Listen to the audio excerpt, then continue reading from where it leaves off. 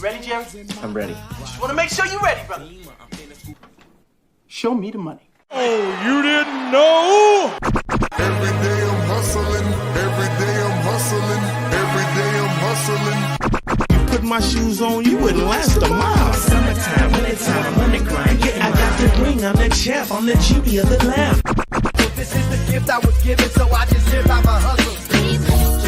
I keep me put in my pocket, it don't make sense, but don't make a profit. So I hustle, ladies and homies, make money, money, money.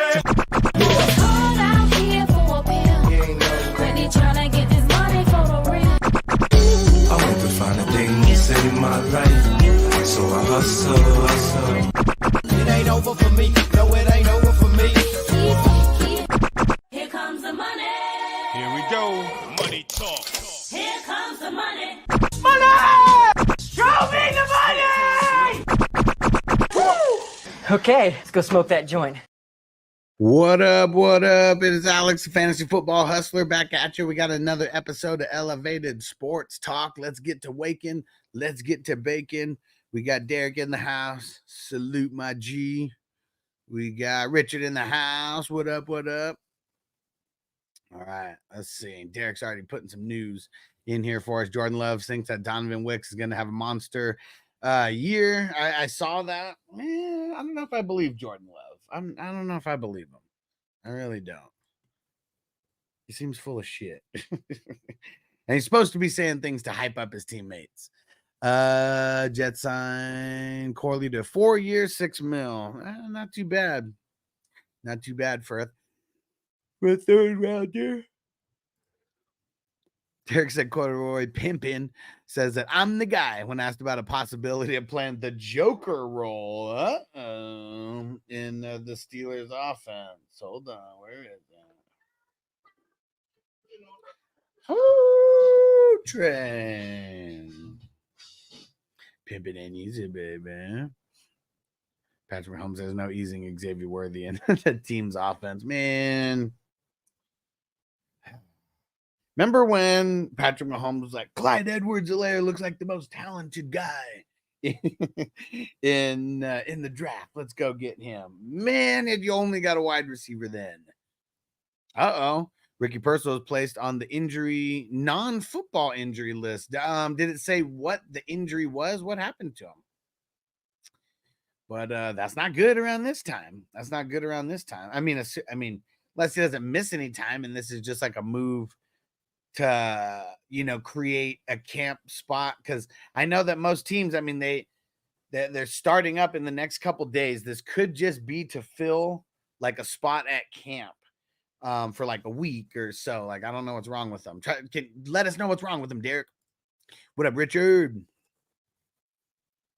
Will in the house just traded Aaron Jones for the 210. Now I have the 102, 110, 210, and the 3-1 in my dynasty. Man, I wouldn't have done that. That's too low, like, for him. Like, you're probably not going to get anyone equivalent of him, like what they would equivalently do this year. But, if it's strictly just a future move, I'm with you. Johnny, what up? Let's smoke it up.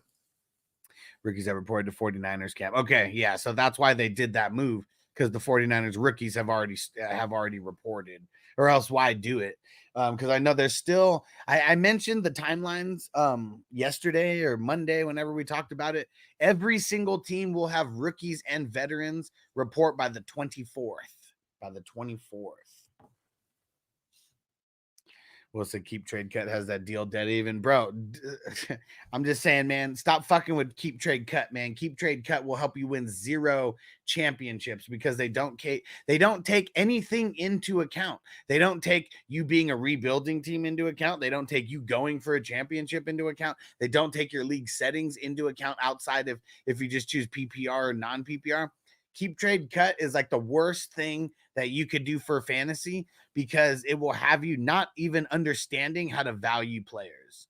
Like, that's one thing that Keep Trade Cut does. It makes it to where people do not understand the values of players, especially with their leagues. That's why I'm here, and that's why I'll help you. I'm not saying it's a bad trade. Like I said, this is just all about, will you get a player Like, if you're going for it, will you get a player who's going to have a role just as big as Aaron Jones, if not bigger, this year? And then I also said, if you're going for the future and it's just a future pick, yeah, that's not too bad. But it depends on what you're doing. I hate trading just to trade. Like, I'll keep saying that. Like, I'm always going to ask people, why do you want to make this trade? And most people, they don't have an answer, and that means you shouldn't be trading. If you don't know why, and I'm not saying you are, I'm just talking and spitballing about trade philosophies, you know, shit like that. Will said no reported injury for Purcell. I mean, it does say not reserve non-football like injury, so I don't know. I don't know how it's gonna work. Cody on Facebook and said, I got this 12-man dynasty superflex draft coming up. Okay, I'm first round pick. Now the point system is QB every 25 yards. Okay, obviously, and see, and I like it that your pass touchdowns are 6 because it's not obvious. It's not obvious. And he said, well, obviously. Because 4-point is like the basic default way, but I'm proud of you for playing in a 6-point touchdown. Everybody should. Running backs every 10 yards. Point system wide receivers. Same. Do I draft a QB low and go RBs and wide receivers? What are your thoughts on Pitts? I'm okay not drafting a quarterback in the first round. I'm okay by loading up on running backs and wide receivers, but before the 5th round, you better have your first quarterback. So somewhere, and it all depends on where you are. If you're at the beginning of 5th, maybe you can wait until the 5th round. But I would say at least have one QB before your 5th round in a super flex. That's really my only advice. You have to be water with the draft. So that's like the hardest part is like, you know, if there's like 15 QBs drafted in the first 2 rounds, I would say you got to change. And you got to go get a QB maybe in the 3rd or 4th round, then waiting towards the 5th. So you just got to be water. And one thing that I'll say is if anybody out there is wanting live draft help, live trade help, anything like that, go to 420crew.com and go join my fantasy advice service. It'll be the best thing that you do for your fantasy future. Johnny said, Keep Trade Cut's a nice tool to get some deals off casual managers. Yeah, look what Keep Trade Cut says. Someone ever sends me a Keep Trade Cut like screenshot, like I'm just not trading with you anymore because that means you don't even know how to trade. You're only going to trade based on Keep Trade Cut. I'm not talking shit about anybody who uses Keep Trade Cut.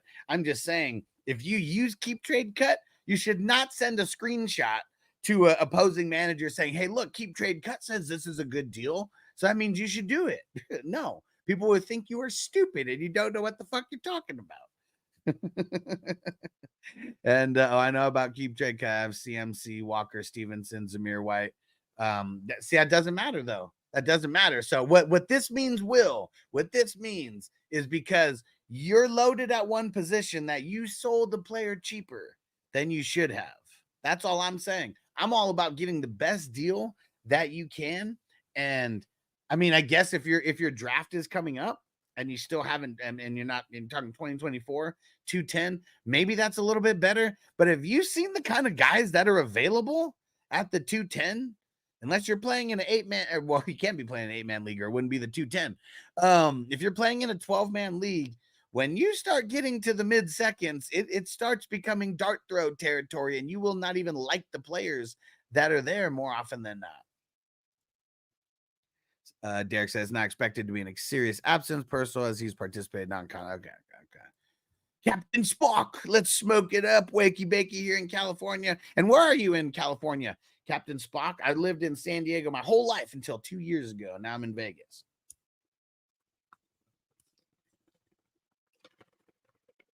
But let's smoke it up because you know what we say. Let's get it.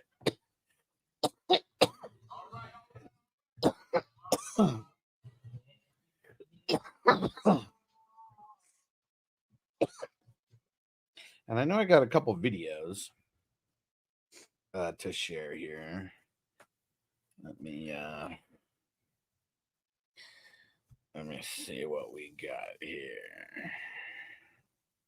Santa Cruz, nice.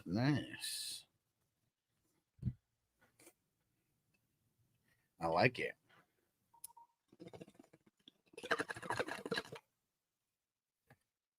All right, let me get some of these videos over here.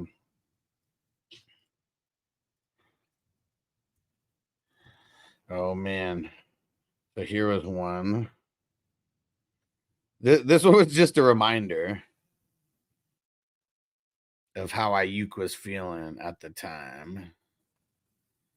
Wilson, totally agree with you. It's my big keeper league where I keep 20. Oh, okay. See, I mean, you start talking more, and then it makes a little bit more sense. I thought it was a dynasty league, not a keeper league.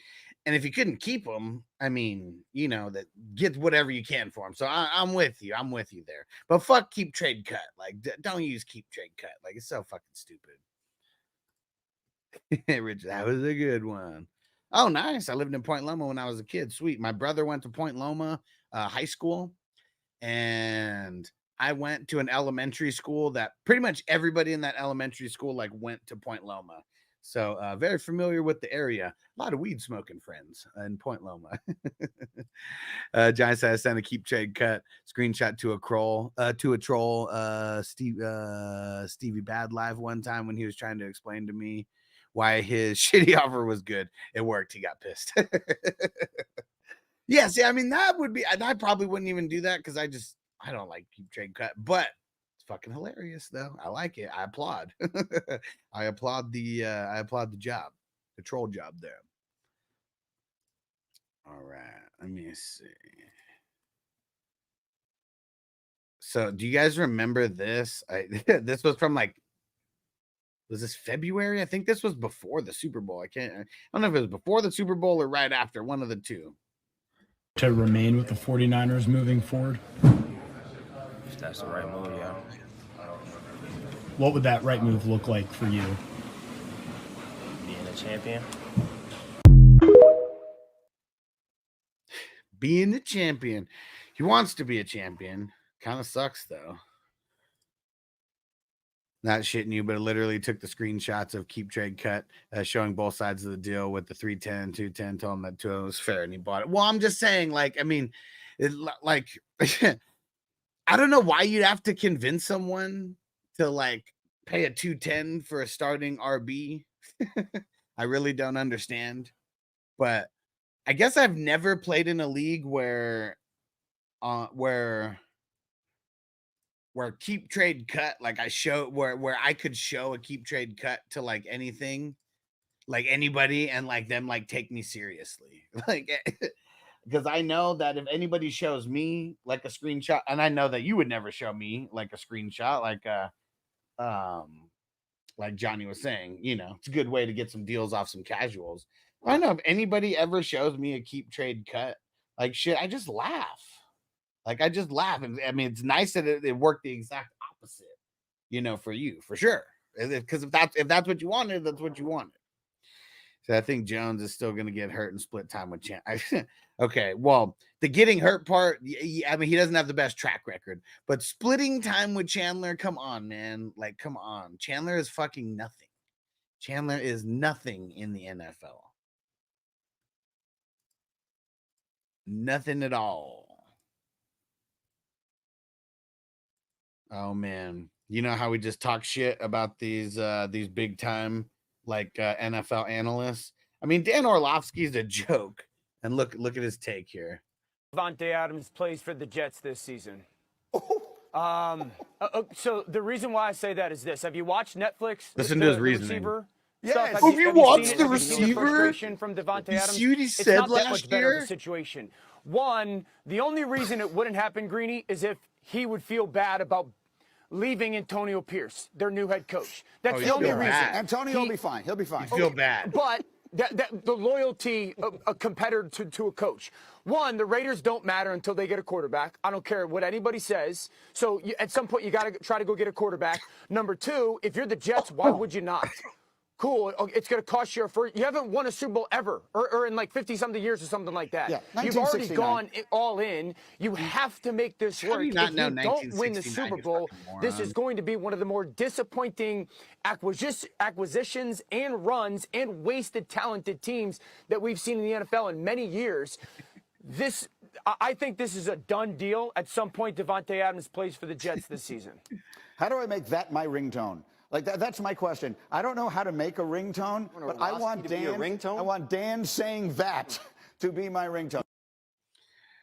All right, what do you guys think about that? I think that it's so stupid that did you see the show Receiver? Do you see how much he hates playing with the Raiders? I don't think they remember how Randy Moss used to play for the Raiders? Like not like remember him playing. Like, do you remember how he played with the Raiders? He literally would run a go route, a streak, whatever, a 9 route, and that was it. And he would go like half-ass. Like, come on, man. Like, I mean, that's not wanting to play for the team. Davante Adams is pissed that they're not winning, pissed that he's getting fucking hit because balls are being thrown in stupid situations. And he doesn't get to control if he leaves or not.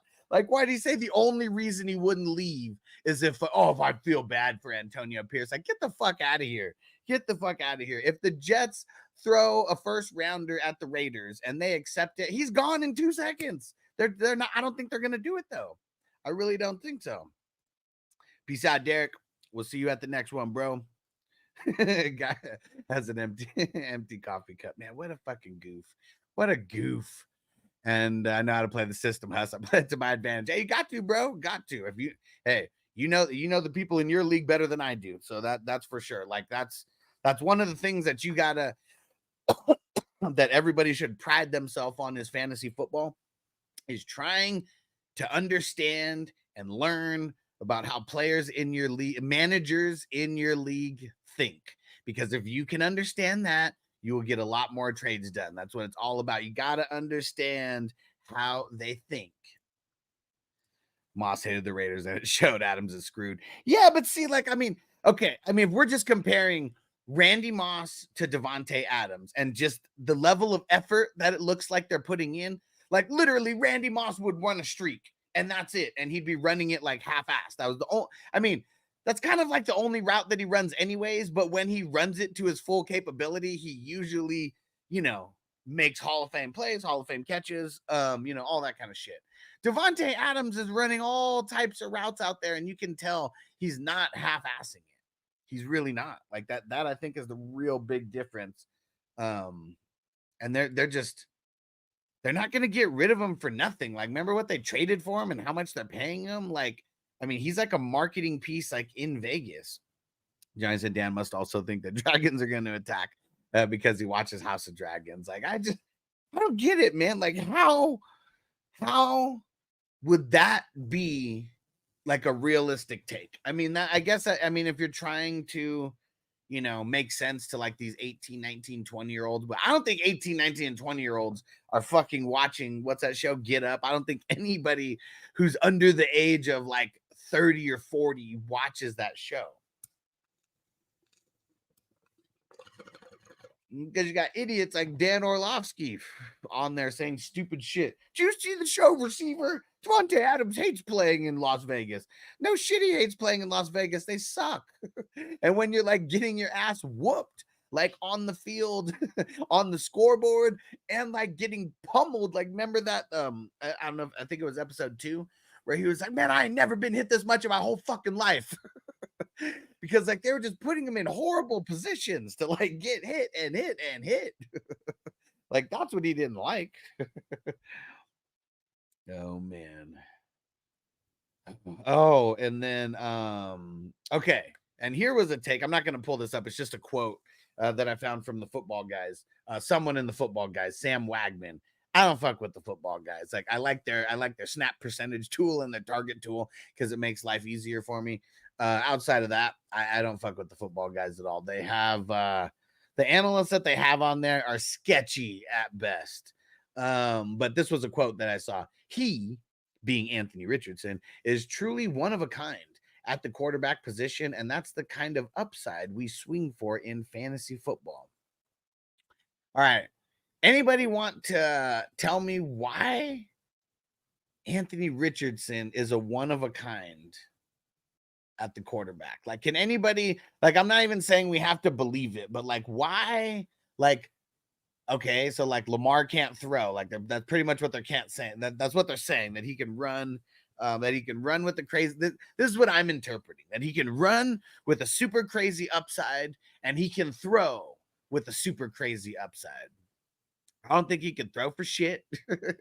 I don't think he can throw for shit. Not saying he can't throw, but what did he play? 4 games last year? He didn't even have 600 yards. That's pretty ugly. That's pretty ugly. He's averaging 150 a game or something like that. Man, that's not good. That's not good. Right? Emil said they say the next Jalen Hurts. Exactly. Like, what the hell? Like, Jalen Hurts can run. Jalen Hurts hasn't even thrown 30 touchdowns like in the NFL. And like that, 30 touchdowns in a season in the NFL. And like, that's what's crazy is like, but Lamar Jackson has, like, that year he won the MVP through like 36 touchdowns. And like, there's not that many rushing QBs that go over 25 touchdowns because like you're usually putting in a lot of work like with your legs. So like, man, and Emil said, don't get me started with Anthony Richardson. Like, I mean, that may be a hill that I'm going to die on like this year. And like, if Anthony Richardson stays healthy, like it's probably going to be good for like fantasy, but he's also being like in these leagues where, yeah, I know, Texan Stevie. That's why I said 150. First I said 125 and then I said 150. Catch up, bro. And yeah, running ability alone is my guess. And see, that's what's crazy is like, that means that he's better than Michael Vick. That means he's better than Lamar Jackson. That means he's better than Jalen Hurts. Like, I mean, that's what's crazy is like, is his running ability that better than all those guys like that? Like, that's what I don't like understand. Giants has all my Pittmans last year when he was going off with Minshew, because I don't think Richardson can support a wide receiver. Yeah, I mean, the one thing that Pittman has going for him is, sorry, you Colts fans out there, the receiving options and the receiving options are trash outside of Pittman. Sorry, you Adonai Mitchell truthers. And the tight end game is trash. Like outside, like just they have nothing over there. I mean, that's the only thing that he really has going for him is like he should get like an insane amount of targets. And Will said next Cam Newton, maybe. I don't know. See, and like even that, like, yeah, I get like AR probably runs better than Cam, but like Cam was a beast. Cam was a beast, like with his legs, made it to a Super Bowl. I mean, didn't win, won an MVP. That's what I don't get is like someone who's had 3.5 games in the NFL. Like you're already like, just like, you got to make these clickbaity titles. And I guess that's why I'm just going to go the opposite way and just with the titles that like talk shit. Cause I don't know, like, because I really have to believe what I was going to say. And I don't believe that Anthony Richardson is anything more than a decent talent who's playing in the NFL, and has like nothing to do with the what's it called, the anything having to do with throwing. Was I saw my Pittman? Yep, as well, same thing. Agree with Johnny. Pittman seems overvalued to me. Yeah, I mean, he's valued pretty high. He is valued pretty high. That is for sure. And every chance I get, I'm gonna try to find some Bronny takes. Texan Stevie said, I think Richardson went too high. And I know you're talking about a league specifically. How high did he go in that league that you're talking about? Probably early second round. I mean, that's kind of where I see him going, like at a consistent basis. Richard said agree. Pittman reminds me of Allen Robinson, no TD upside, decent possession, and move the sticks guy. Yeah, well, I guess what sucks is because like Allen Robinson never had a good quarterback. like never had a good quarterback. So yeah, you're just not going to score a lot of TDs when you have a shitty quarterback. And like a guy like AR, I like anytime they get close, I just feel like he's going to use his legs. And like Pittman, like inside the 20, like just doesn't seem like he's going to be getting a lot of work no matter what. What up, Crispy? We're talking shit about Anthony Richardson right now. Yeah, Texan Stevie said round 1 in the dynasty. Super flex IDP dynasty goes around. Oh, in the NFL draft. Oh, I mean, I don't know. Like that's just bound to happen. I mean, look at Trey Lance. I mean, shit. Like I don't understand why. Will said Bortles wasn't good. Hold on. Oh, wow. Let me shit me. That's what's crazy. Blake Bortles is the best QB that he fucking played with. Blake Bortles was a 4th overall pick in the NFL. Like, man, Jags were bad. Jags were bad for a few years. I mean, that 1 year where it was like Jacksonville. Yeah, that's what it was. It was Saxonville. I mean, that 1 year was when they were killing it. And like, that was it. Let me see. I got some brawny videos here. Richardson average 5.8 yards a carry in small sample size, 3.5 games, I'll say. Pretty hard to draw any hard conclusions from that. Right. And like less than 600 yards in those 3.5 games. Like, yeah, it's you know what it is? It's the people who play in the 4-point passing TD leagues, which I hate, by the way, because that gives an advantage to QBs that suck, which I don't really understand. It gives that advantage to QBs that suck or that aren't really that good at throwing. So yeah, a guy like Anthony Richardson, that's why Trey Lance was so hyped up because just these 4-point passing touchdown leagues. It's ludicrous to me. It's ludicrous.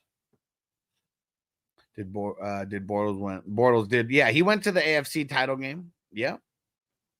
And it wasn't because of their offense.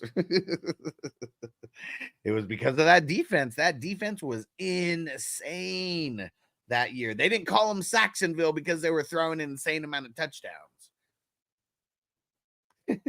Crispy said, I said Richardson was a bust before his injury. Hey, there was a handful of us who that was our take last year before he played a snap in the NFL. And, but you know, we just have guys who are a little bit sensible over here. We're not saying shit to like dick rad people or, you know, that's really what it comes down to. I said, did you see number 2 overall pick that went to Washington? I forget his name. He had an even worse game than Bronny. He was 0 for everything. Yeah. Someone said that it was our homie Chris who sent that. He tagged me in something, and it was like the post of his.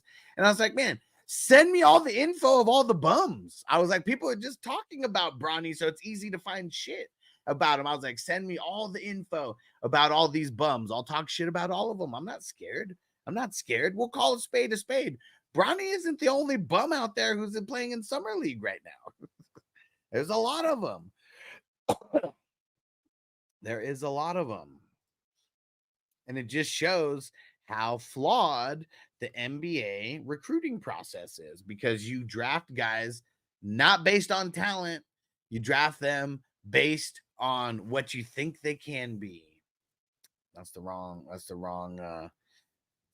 type of thinking, because like talent has to come and play like somewhere it has to. The scrutiny to get off Bronny James. Oh, look at my Shaq. Nephew. Big D's. He's a great kid. All he wants to do is play. It's unfortunate for kids like ours. They have to live up to what we have done. I tell my kids all the time, pressure is where you don't know where your next meal is coming from. You don't have to be like me. I want you to be better than me. And I'm not talking about as a player, as a person. Hope he has the opportunity to play well. Hope he has the opportunity to make a name for himself. But I'm sitting watching all the stuff, and I hope he can do it on his own. Because I think it'll be a bad look if they say you only made it because of your daddy. I know as a kid they want to make it for themselves and make it on, and he will. To answer your question, I would like the scrutiny to get off him. I don't know. When you play on a team sport, it's hard to really do everything all on your own. I'm just going to say that, because even LeBron, I mean, Jordan couldn't do it on his own. LeBron couldn't do it on his own. Even though LeBron played with someone who made the All-Star game every single year of his career.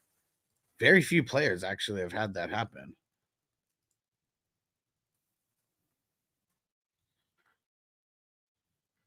Dang it. Let me see. Did I share the right one? No. Okay. Yeah. And Richard said, "Go, Shaq." Can't be no goddamn sheriff, Shaq. And Emil said, "You talk about Ayuk yet?" Well, a little bit. So he requested a trade. I showed a little video on how this was back in like February, and they were asking him if you want to stay with the Niners, and he said, "You know, that's the right move. It's the right move." And they're like, "But what do you want?" And he was like, "I want to be a champion." Super cool, calm, and collective, about it. And our man Captain Spock in here said, I love his what's it called? I love his chillness. Texan Stevie said, another Jamarcus Russell. Will say, I noticed my selection of how to spell Bronny's name. That's funny. Scottie Pippen. Yeah, but I mean, he wasn't that. I mean, that was what, 5 years into Jordan's career? I mean, there's so many people who talk shit about Jordan because he couldn't make it to the finals until Scottie Pippen was there. But like, he went up against like the Celtics, like who won a championship. They went up against the bad boy Pistons who won championships the year that they played them. And so yeah, it is wasn't until he got Scottie, and then they changed I mean, they were on the come up, but then, Phil Jackson comes in there. They implement the what's called the triangle.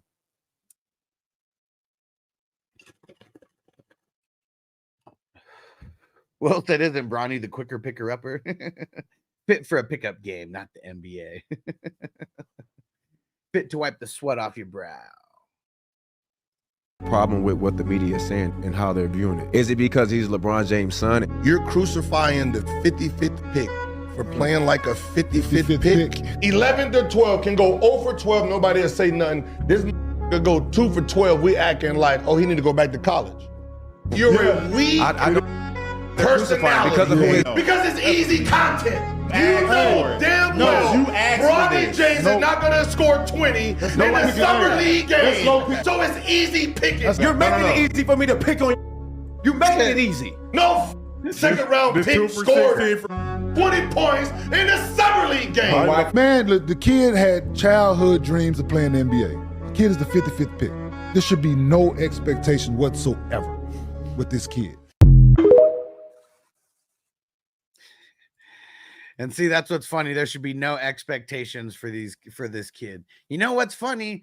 The media is putting the expectations on them. Like, nobody wants to take accountability for what the media and LeBron and for what everyone is doing for Bronny. Because guess what? If he wasn't being talked about at all, like in the combine, if he wasn't being talked about during the draft, other than his name being called, because most 55th round picks are only talked about, their name is mentioned and their team is mentioned, and that is it. But no, everybody wants to talk about Bronny. So if everyone's talking about him and he's not doing good, people are going to call a spade. Like that's the problem with, like, I would say that's the problem with certain media outlets, podcasts and shit like that. It's like, you want guys to, like, I don't know, you want guys to, like, you want things to happen for these players, but you don't want people to talk about it. If he wouldn't have got drafted to the Lakers and he would have just been picked up as a free agent, like an undrafted free agent, nobody would be talking like as much shit as they are now. Like, I know that for a fact because I wouldn't. The only reason to draft anyone at all is the expectations of what they can do.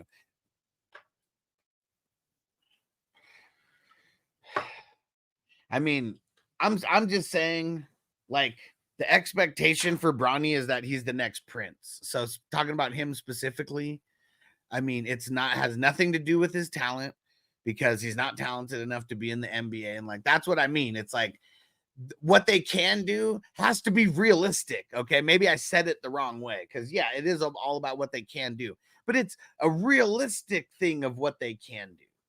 Like Bronny could only score 4 points in college. Realistically, what's he going to be able to do in the NBA? He wasn't that. I mean, everyone says, oh, he's going to be so great at defense. Like, have you seen the defense that he's been playing in these summer league games? Like, it's trash. It's trash. He said he's getting money to make the plays. Yeah. And if he's not making good plays, people are going to talk about him. Just like everybody who was on that panel. If you're a professional and your games are being showcased and people are talking about you and you're doing bad, people are going to talk bad about you. It just is what it is. Skip and Shannon, it's so funny. Like I keep seeing like now that that Skip that he left that he left FS1 or whatever. Like now I'm seeing like all, because I didn't really watch Undisputed like that. Like I'd watch it here or there, but I didn't see the whole like how the fallout like started between Skip and Shannon.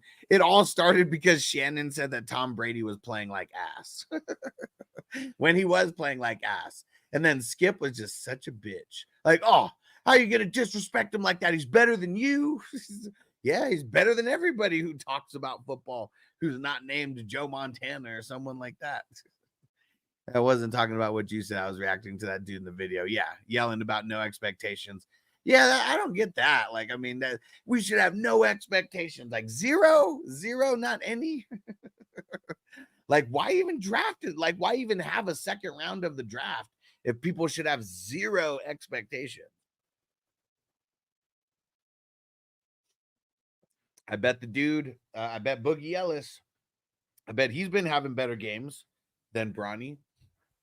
Boogie Ellis undrafted out of USC, and the main reason why he was undrafted is because he was a senior. Didn't have anything to do with talent, had to do that he was a couple years older and a senior, even though he was way more talented than Bronny. Right, Jonathan? Expectations. Why not draft me? I'll never miss a free throw. And Bronny, and he's taking after his dad. Missing those free throws, coming up short. All right. I had some chorizo tacos delivered to me right now. Shout out to Vanessa. I love you. So let's get a song going while I mac these tacos, and then we'll smoke some more weed. Jesse said Bronny is media exposure, nothing more. Yeah, and I mean, everyone's talking about the Lakers, and they're probably going to get more games on cable because of him. And, I mean, Lakers are just like a joke. They really are. I mean, they seem like the joke of the NBA. It's why nobody wants to go play there anymore. And they got Anthony Davis trapped. One thing I like about Bronny is not running his mouth at all. It's like the media.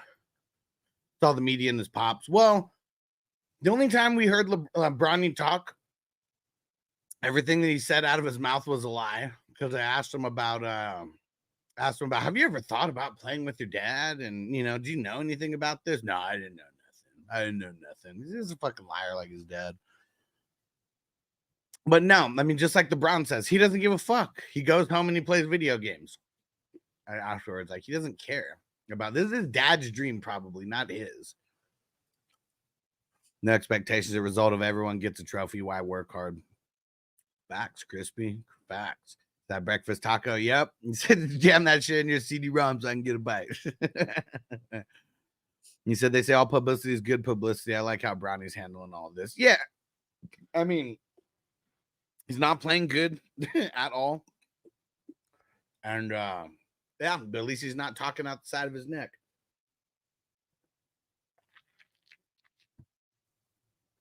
Let's wait and see, though. Let's wait and see what happens. Lakers hurt themselves. Taking Bronny and LeBron's contract is sus. Yeah, for sure. There's no way he deserves over $100 million for his basketball play. So it looks like they're going to be leaving. Looks like he's going to be leaving to play with with his other son wherever he goes. Lakers wasted a pick. Yeah. Yeah, I think his younger brother.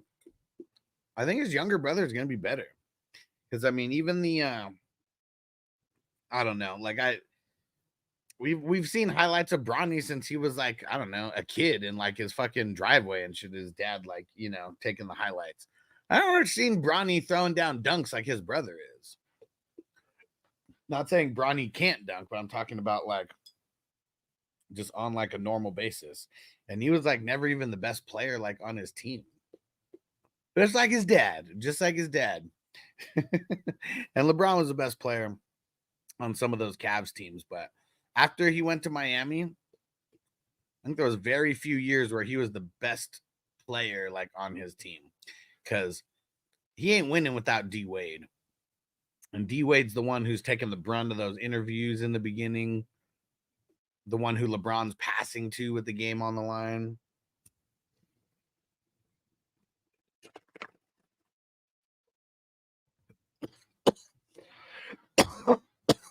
Woo. Woo.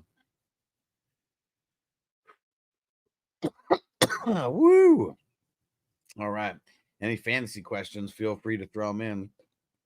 We got a fantasy draft today. Best ball draft, 6 p.m. West Coast time. We talked about Randy Moss a little bit earlier. This is Rand University Division.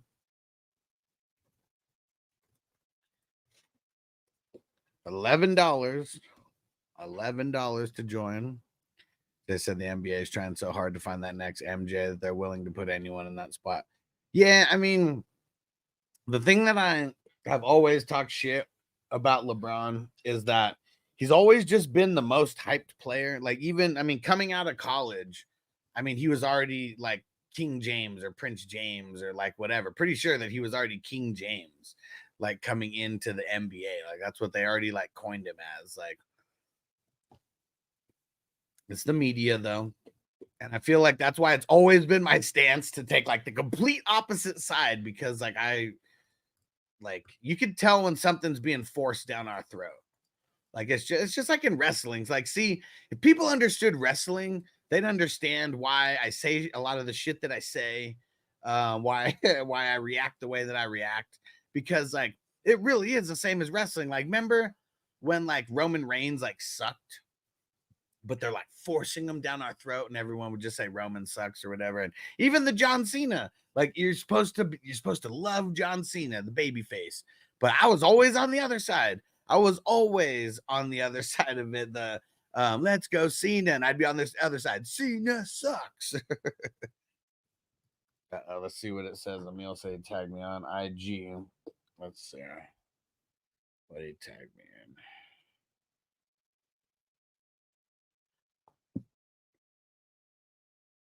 I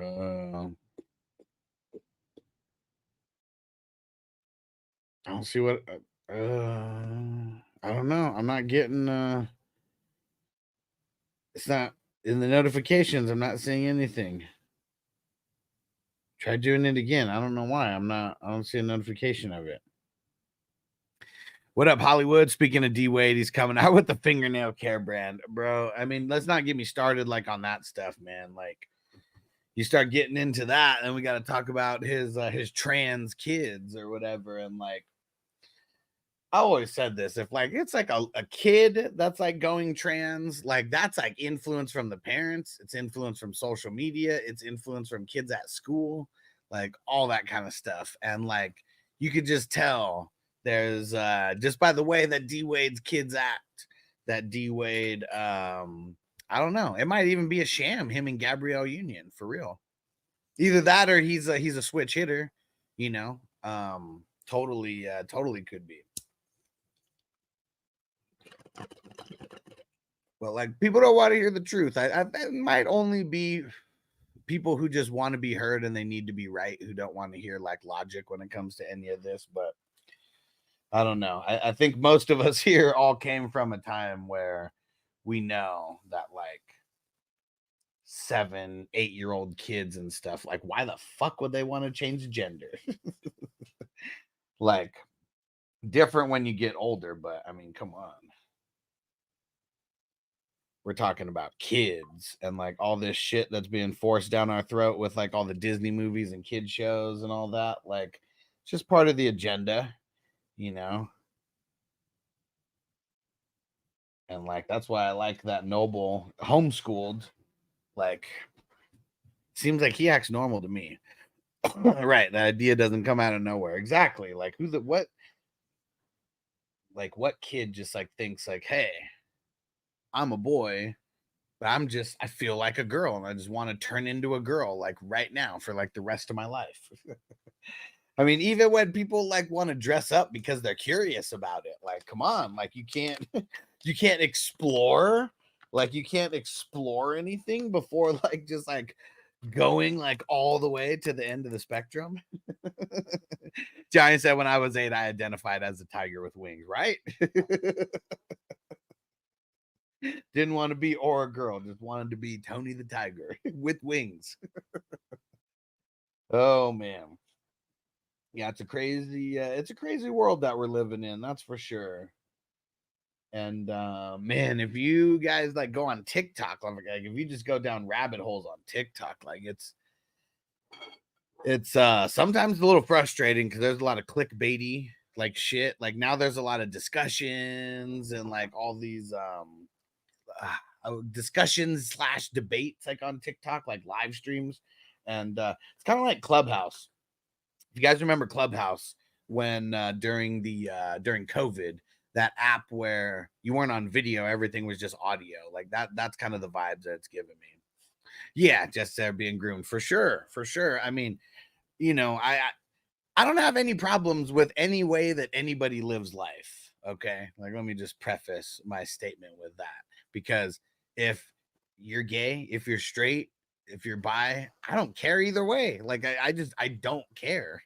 People have the right to choose. What I don't like is the fucking Disney shit and the cartoons and a lot of even TV shows where they just force like, you know, any kind of like it's really just the gay stuff, right? Like I mean that's really what it is, you know, the same sex stuff.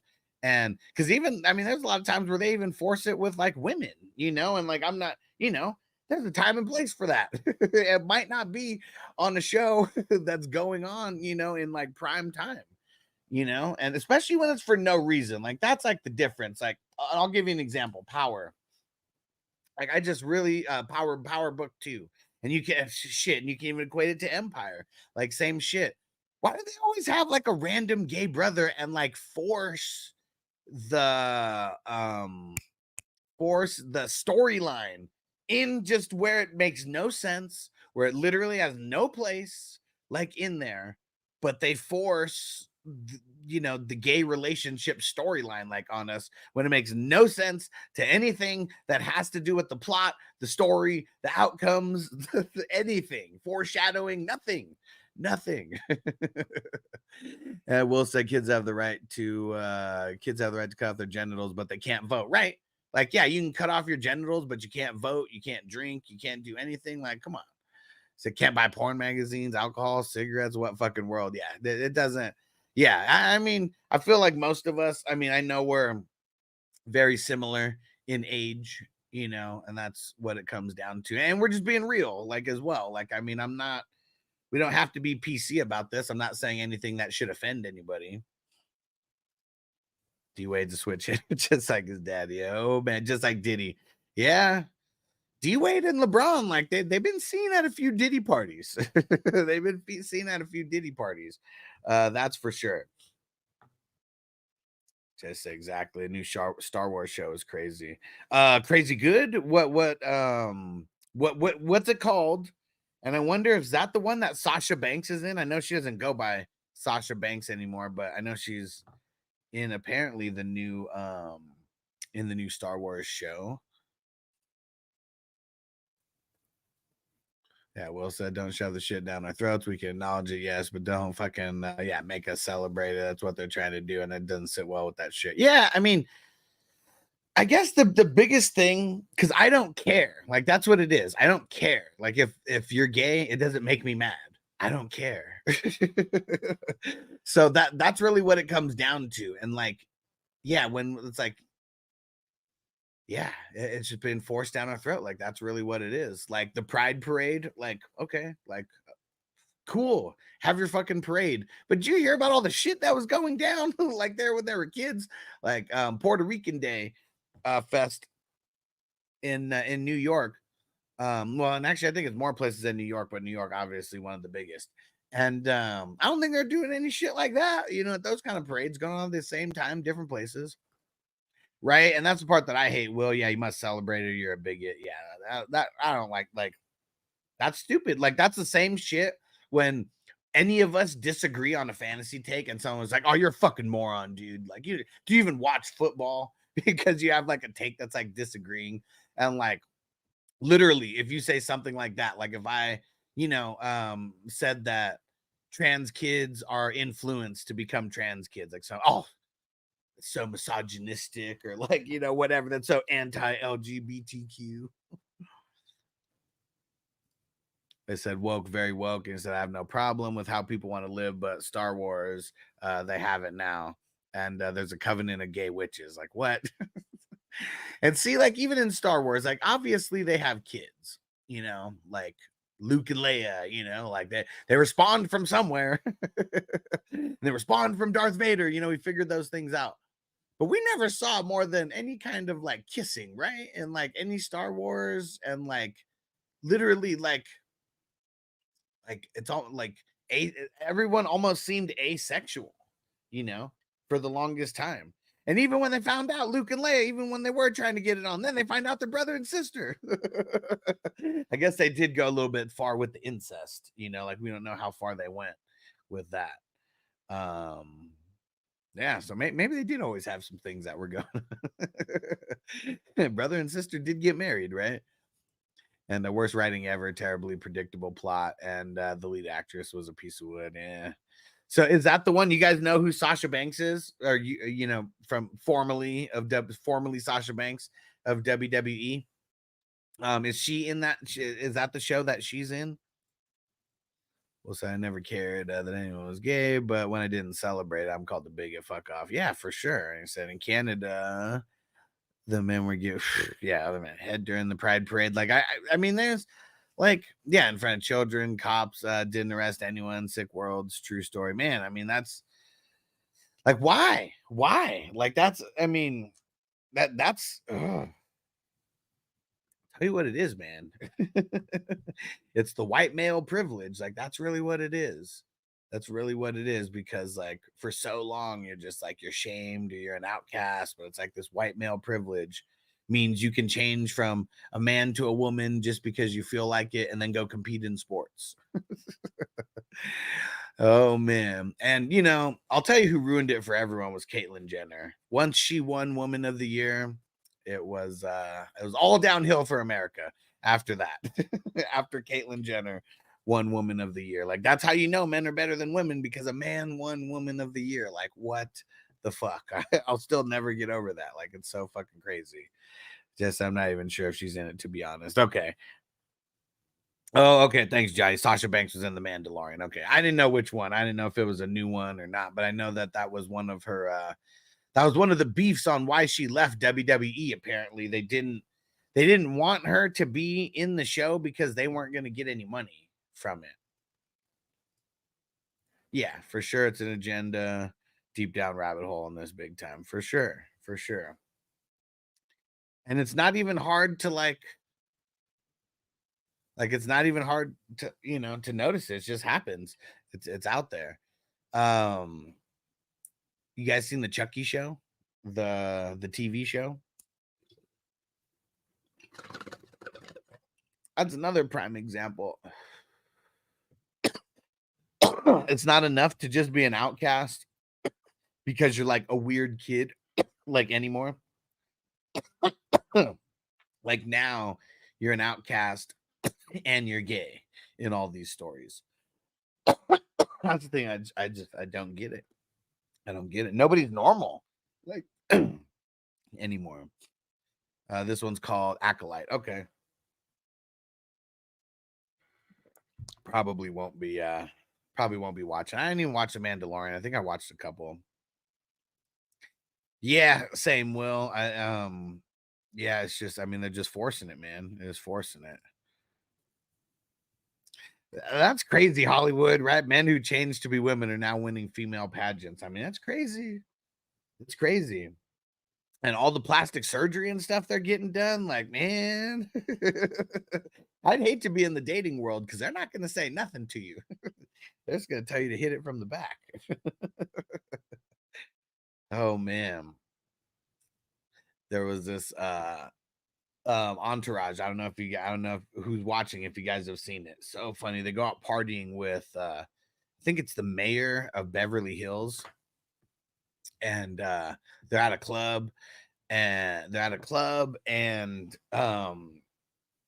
he's dancing with some chick, and then like a security guard goes over and tells the guys who are with him, they're like, hey, your boy's sucking face with the tranny over there. I mean, then this is like 2006 or 2007, something like that. So that's just how they worded it. And they're like, what? And they go tell him. And he's like, sorry, Your Honor. But I think she is a he. And the mayor of Beverly Hills looks at her and is like, you know what? I appreciate your honesty, Johnny, but I don't care. I don't care what that person is over there. We have a connection like no other. And then they get out of there together. Will said, where are all the feminists? Yeah, I think,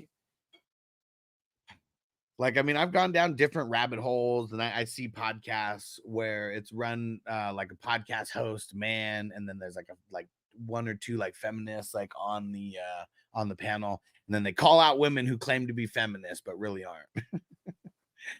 And yeah, that's really weird because the feminists want everything equal, but like they only want certain things like equal. And so I'm really curious about the real feminists out there, like how they really think, not like the ones that just make like social media clips. What up, Doe? He said, shit's scary. Hell yeah, man. It's scary times we're living in. Crispy said the same idiots pissed about the shooter missing his projected target. Maybe not. I don't know. I mean, that's a whole other rabbit hole where where the lines are getting crossed. Will said, who's your child spend most of your day with? It'll sure as hell isn't the parents. It's the school teachers. They push the shit on them. And it's scary. Yeah. I mean, that's one of the reasons we homeschool Noble, is because you just never know what kind of agendas are being fucking, go, like, especially here in what's it called? In Vegas, in Clark County. School systems are horrible. So I was just like more of a reason where, yeah, we filled out all the paperwork and he's homeschooled. Way better. Hard to imagine feminists or pro-trans, I imagine. See, it's tough because like you can't just mention the men becoming women. Like then you have to mention the women becoming men, right? It's like a whole thing. Like, I don't know. But I'm very curious like how they would think about that, because like what about the men that are, the men that turn into women that go compete in sports?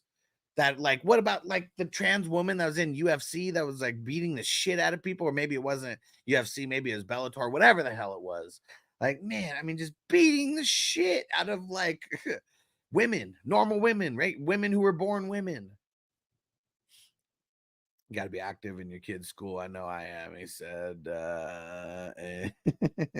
said no shit, no rainbow flags. Yeah. And you got to be Doe. So it's good to hear. It's good to hear. Because I know everyone isn't I know a lot of people want to homeschool their kids, but a lot of people can't. And I'm fortunate that we can. I'm really glad that we can. It's hard. It's hard at times for sure. Not just the schooling stuff, but just trying to live out here. So they got it fucked up when they added all the extra after LGB acronym. And he said, good on you for homeschooling. Yeah, and Vanessa's the one doing most of the work with him on a day-to-day, but I try to mix in when I can. Chris just said, I literally seen it, him, her, them saying that shit yesterday. I believe it. And just say homeschool through a certain program or through the school district. Well, no. So, I mean, we're doing our own. For now, I mean, so if he was in traditional school, he'd be going into second grade. So for these first 2 years, I mean, we pretty much did our own curriculum, and a lot of different workbooks and, just looking at what's out there and other curriculums and making sure, that we're, going through the same type of things. And, I mean, he's super advanced. Like he's already doing 3rd grade stuff.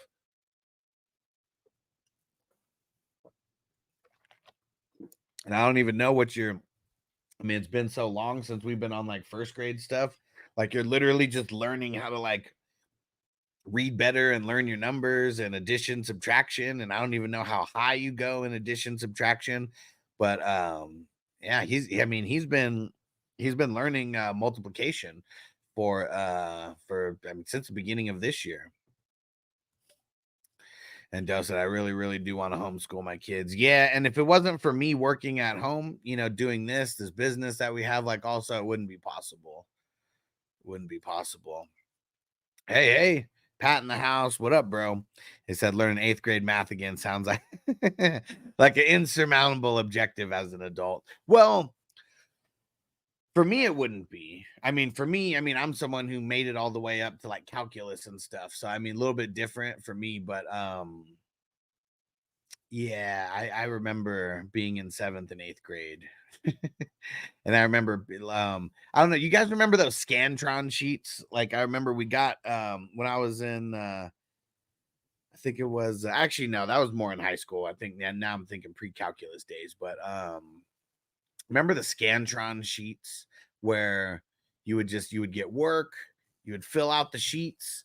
And then for us, we had like a computer program. There was a computer like in there. You would go and you would like scan your Scantron, and then it would like give you all the correct answers and shit and add it to like your profile or whatever. It was funny. People used to pay me to do that for them. And it would just be $1 per sheet. And there'd be like 10 questions like on there. And I'd just knock it out in like 10 seconds. And that was back when $1 meant something.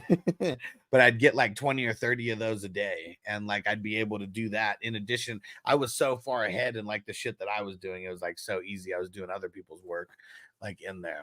But I know when he gets to a certain age, we probably are going to look for like outside like curriculums.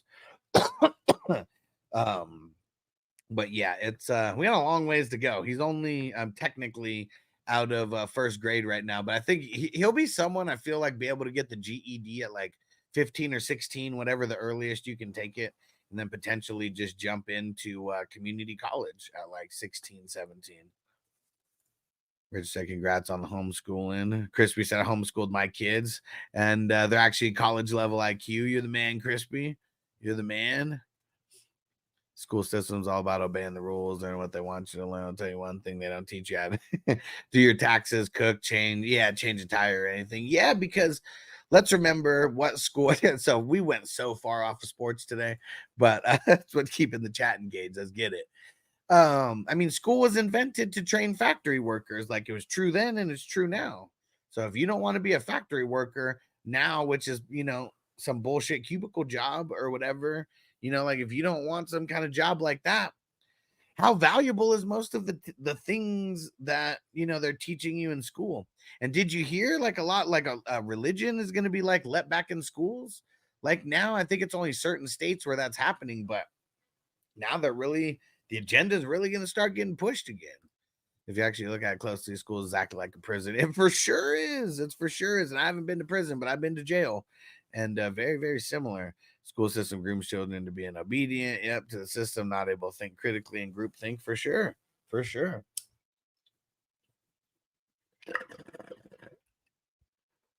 And when you get to prison, you get way more resourceful, or jail. You're super resourceful, but you've lived a lot of years. Johnny said, I wish I went to a trade school instead of college. That's for sure. Yeah. Especially now, I bet it's probably the cheapest it's ever been to like go to a trade school.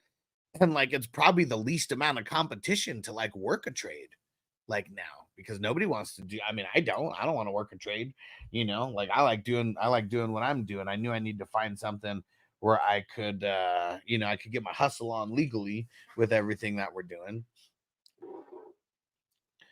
And college, university, liberal shitholes said they used to be good, but it switched about 15 years ago. Yeah, I believe it. Learn a trade while working, Johnny. Yep. And Johnny said, I did. Frame and wire a house now. There we go. All in all, just another brick in the wall. Hell yeah. Yeah, see, Johnny, so when you open your restaurant, whenever that happens, because I know you're talking to investors and stuff, right? You'll already be a step ahead of the game with some of the construction, right?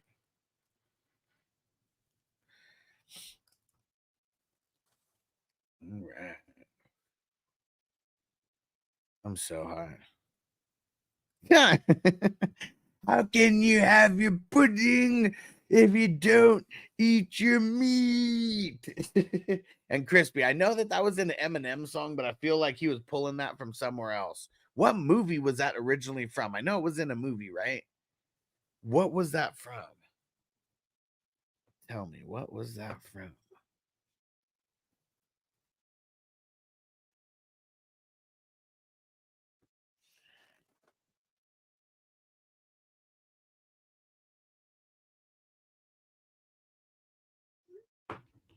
All right.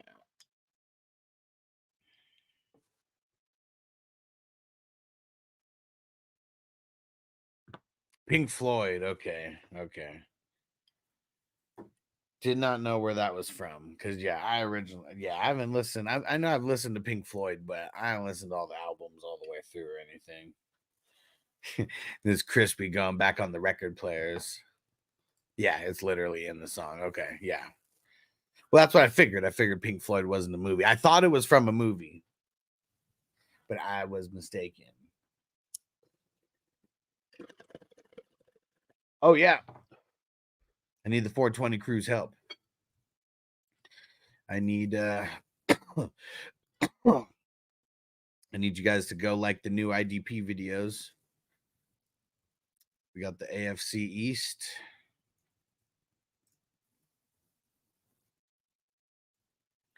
And the NFC South. Both of them just dropped this morning.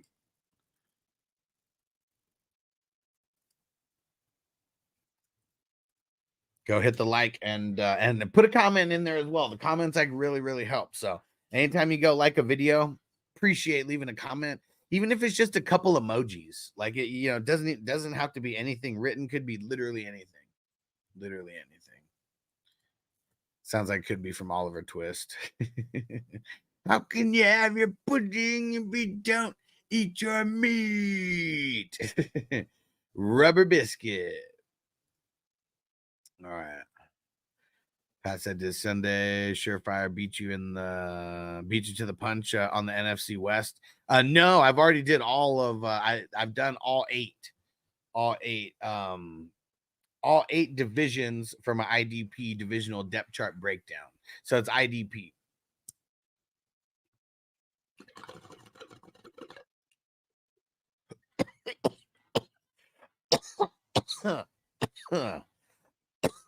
Or on it.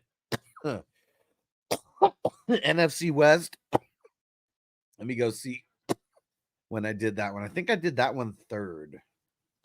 No, maybe not.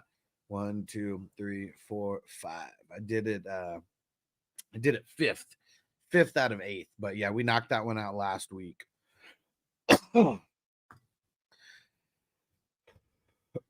Woo. Yeah, I also got to record my top 25 IDPs. I got the ranks. I just got to record a video. I'm going to try to do some editing stuff like with this one. We'll see if we'll see how it goes. I like playing college football right now too. That's taking a little bit of my time, but I got to make sure I handle this work before I get on the game. So the last 2 days I've been waking up earlier. Maybe not the last 2 days, but yesterday and today. Crispy said, you motherfuckers need to smoke and Floyd.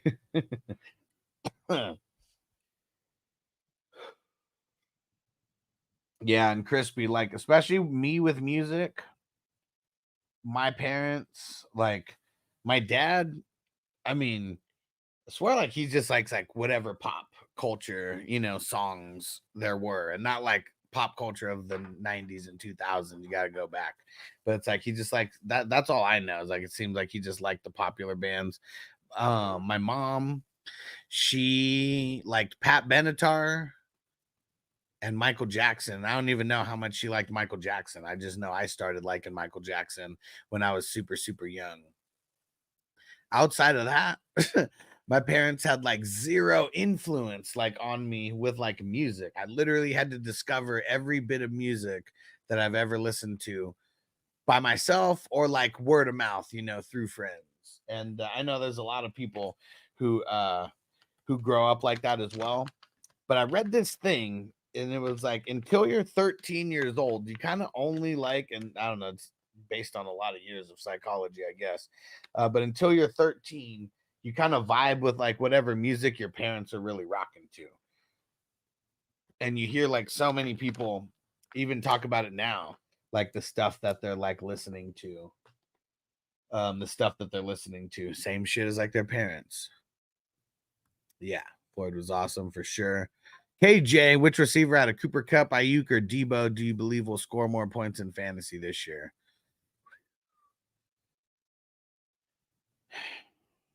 That's kind of tough. I'm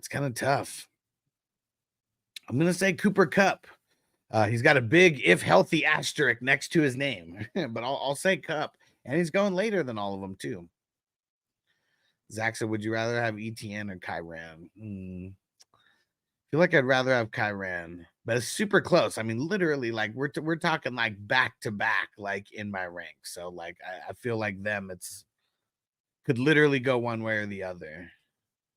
Who do you like better this year, full PPR, Adams or Marvin Harrison Jr.? Adams, especially where you have to draft him. Like, I mean, you're gonna have to draft Marvin Harrison Jr. like so much higher. Like he's going in the second and third round in like our best ball drafts. And like, even when we get to redraft, like I feel like he's going to be like a no less than a third rounder. And Adams, you're able to get him like a lot later. So yeah, that's the thing that, yeah, that is the thing. I think I just on Adams.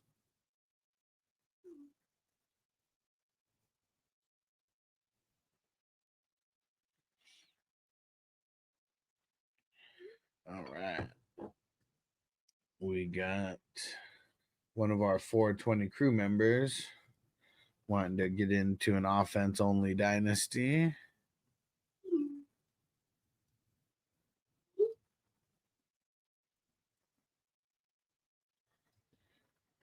And we got a Superflex IDP starting as well. So I got both dynasties, Superflex IDP dynasty and Superflex offense only dynasty.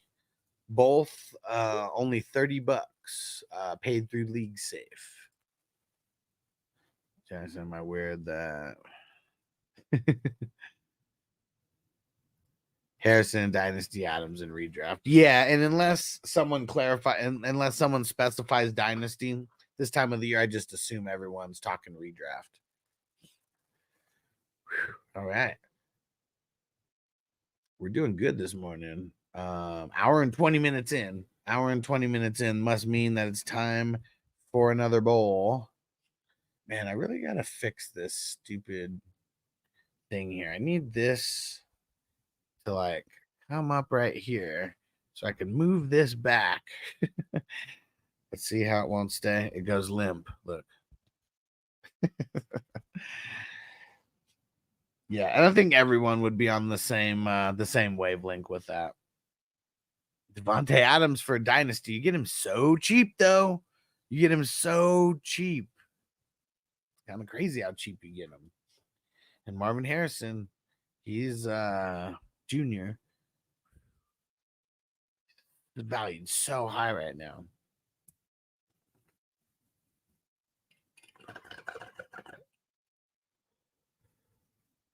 Yeah, Crispy said should be able to get both. It depends on what the makeup of your team, but yeah, I mean, they're so far apart that you could definitely get both.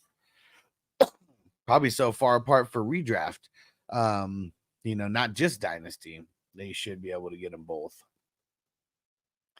All right.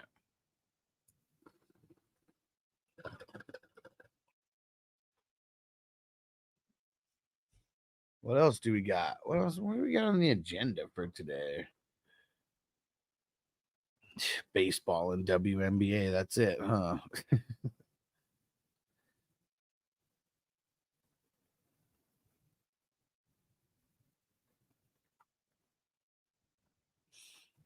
All right.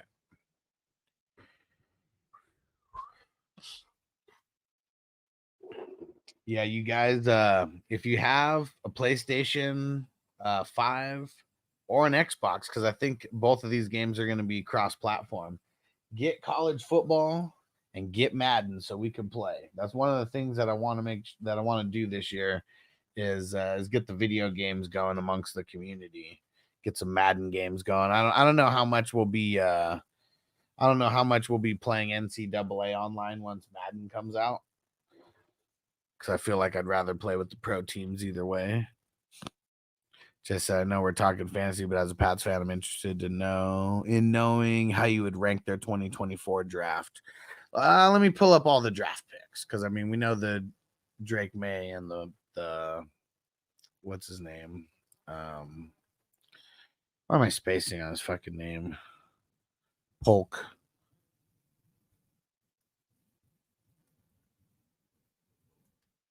Let's see.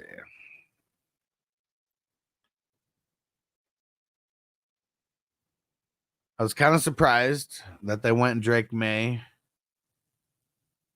Not super excited about him. Polk could be really good. I mean, he was good in college. I mean, I know all these guys are good in college, but I mean, really solid, really solid. I do like Polk. Like that, especially now, and we're kind of hearing that he has the potential to be the number one, like going in game one. I mean, they have like nobody over there. So, but yeah, I mean, good to hear that he's coming on. I don't know much about the O linemen, so I can't even grade that. Like, I don't know. Like they took a tackle and a guard in the third and fourth. Javon Baker, I know he's kind of whatever. Milton was a pretty good pick, like in the 6th round. I don't know. Could it be like shades of RG3 and Kirk Cousins? Because Joe Milton's pretty good. I mean, I know he's no like off the chart like superstar, but man, that guy has like arm strength for days. I don't know. Would that even be? I'd feel like because of, I mean, you need a QB. Feel like that. I'd probably give it a C+. I mean, you know, most of the picks when we start getting down in the weeds, I mean, are pretty blah, but I think I'd give that a C+. Yeah, Polk. And instead of like Baker, pick his potential X factor. Yeah. Will said, fuck that guy as the 101 right before my 102. He's saying take Harrison over Caleb. He said, fuck. He said his only QBs are Stroud and Fields. Guess I'll go Neighbors. Or just take Caleb and try to trade Caleb. I'm a Pats fan. I give their draft a D+. May I liked need more upside at the position.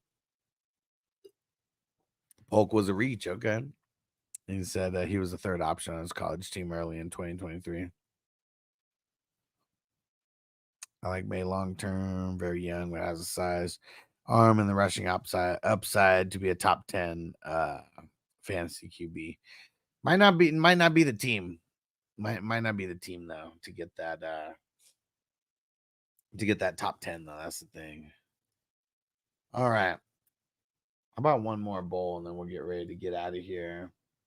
We got the draft today at 6 p.m. West Coast time. I'm probably gonna get some more NCAA in. Should I go live? For that? Would anybody hop in the live? So I agree with the C+. Like we went very heavy on offense this year. Yeah, and I mean, you know, the guards got no wide receivers, so yeah, I mean, took a couple wide receivers as well. And oh man, well, Bakes is here. You know what? I'm gonna go get some water, and we're gonna get to smoking since Bakes just showed up, and the Nerd Alert showed up. What up? What up? All right, so give me 1 second. I'm gonna turn the song on. Let me go refill my water, and we'll keep talking, and we'll get to smoking. Let's get in championship form, guys.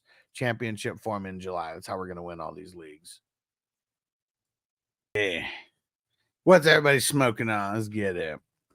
Giants said, how you feel about Jordan Battle now that Dax Hill's moved to outside corner? I like Battle more. Like, I don't know what to think. Johnny said I took battle over Holland for my DB2 in the number 8. That's why I ask. Yeah, Holland, also someone who I'm a little bit nervous about, like someone who I loved coming out of college. I mean, second round, he's got the draft capital. They put him at strong safety. The defensive coordinator that they get over there, like everything's just like lining up perfect. They're using him in the box, all type of stuff.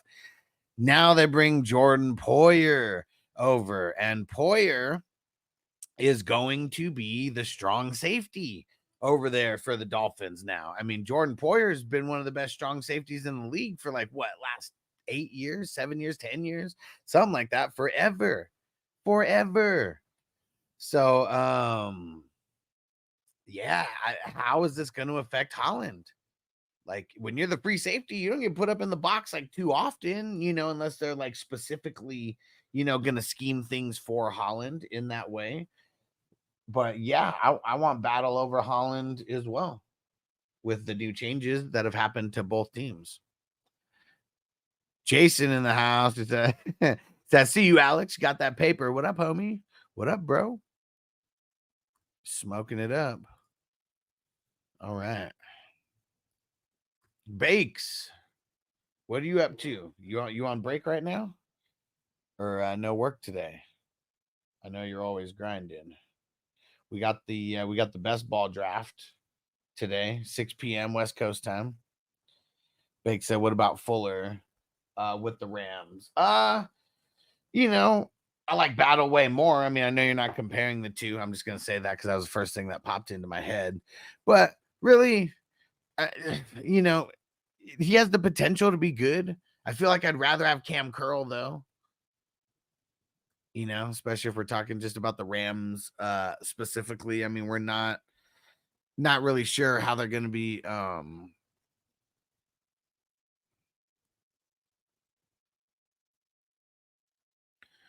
which Fuller? What Fuller are we talking about? Because now I just went and looked at the Rams depth chart. I don't think Fuller's on the Rams anymore. Fuller's not on the Rams anymore.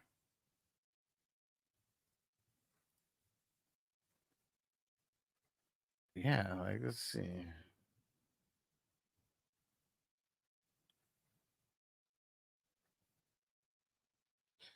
Okay, yeah. So Fuller plays on Miami now.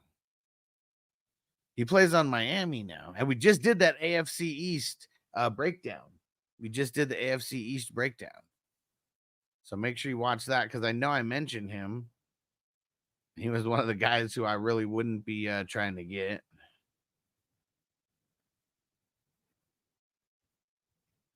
But here it goes, AFC East IDP.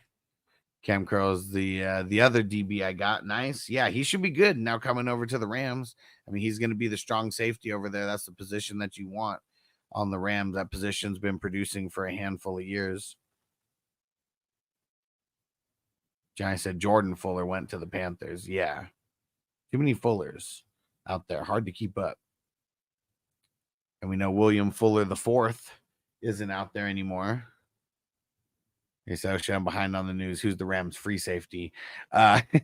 It's Russ Yeast, the Yeast Man.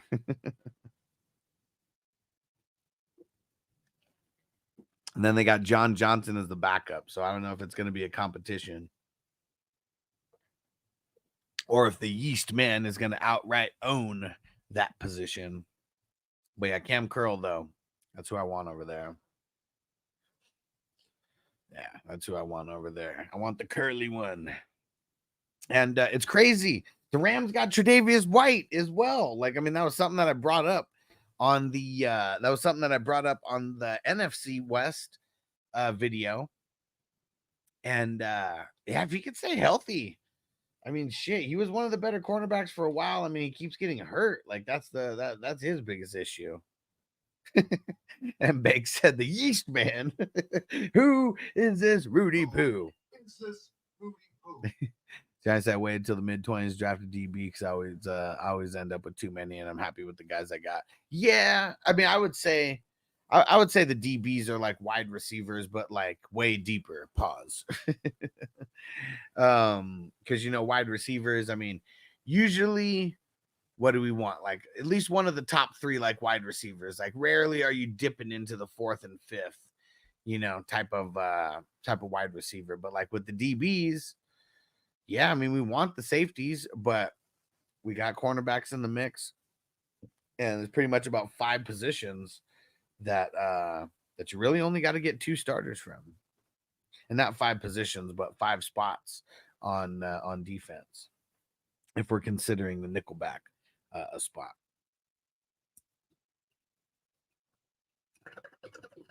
Yeah, I like jumping up for the safeties also because it feels good to get some of those top guys.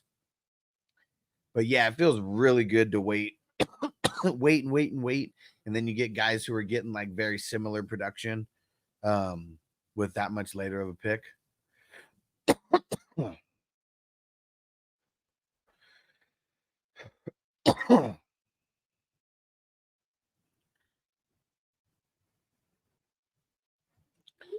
Let's see. Someone says one of the 3 QB leagues is trying to pay on league safe. Let's see. Man, league safe changed a couple things around. Some things I like, some things I don't. The one thing that I don't like is how all my leagues aren't on the same page anymore.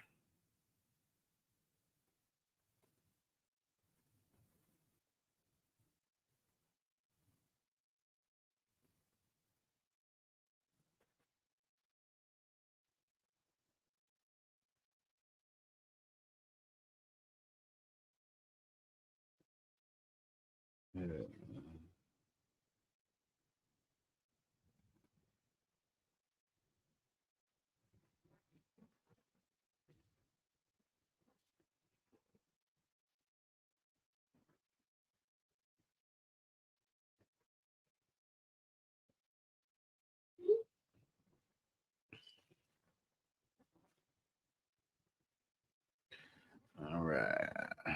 Can't see what that is. And Bake said, so is McDuffie taking over the Snead role? No. Because Snead was a cornerback. McDuffie's a safety.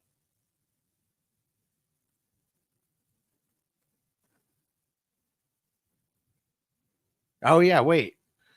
No, yeah. Okay. So at first, they had McDuffie in the free safety spot. Now they have him at the nickelback spot. So, no, he still would not be taking over for Snead because Snead is like the number 1. But I'd like Trent McDuffie more than I would like Snead if they were both playing on this team. Because if the nickelback is out there getting hella tackles, which nickelback usually gets hella tackles for the Chiefs, yeah. Johnny said, got to run. All right, we'll see you soon. He said, if you play some NCAA, I'll tune in. All right, sounds good, brother. Will said, rookie D line will have the biggest impact this year.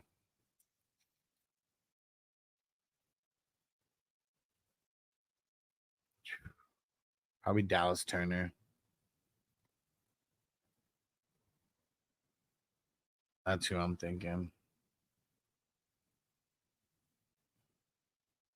And he has the DL eligibility, right? Let me go double check.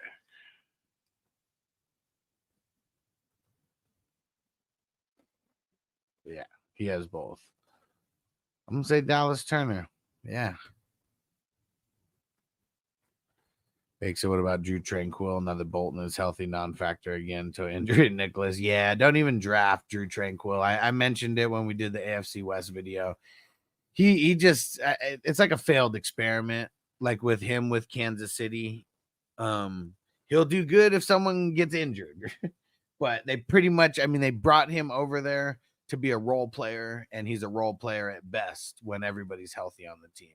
I know they got rid of Willie Gay, and like, so, he is going to be coming into like more time, like right now, and he should be the starter, but I know it's going to be up for competition for sure. I don't think it's like for sure just his spot. But yeah,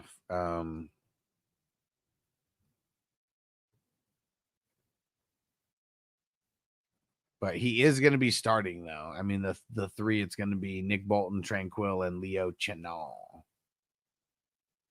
And really, outside of Nick Bolton, nobody was eating on a normal basis, not either other linebacker, you know. And then when he gets hurt, you know, then things change. But yeah, it is. I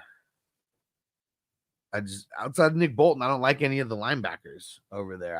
I would just avoid it and go for their DBs. There's gonna be a lot of action for the DBs in KC always, because teams, even if they're not running up the score, they just have the identity of running up the score, and so teams just treat them, you know, like that. All right, pack another bowl.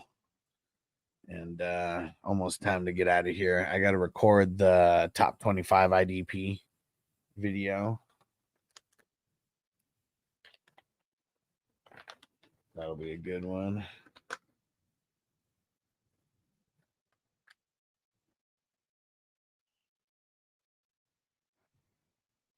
Yeah, and you know what I really need? I need someone who edits podcasts. Because, like, that's someone who I would pay to start working. Like, right away, if you were like an editor who knew editing, who could edit the podcast, throwing clips, you know, just all types of shit like that. There's a paid gig ready for you.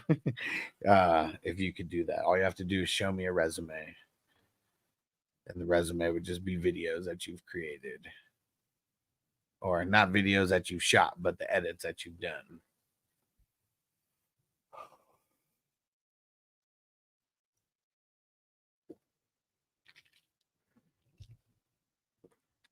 All right.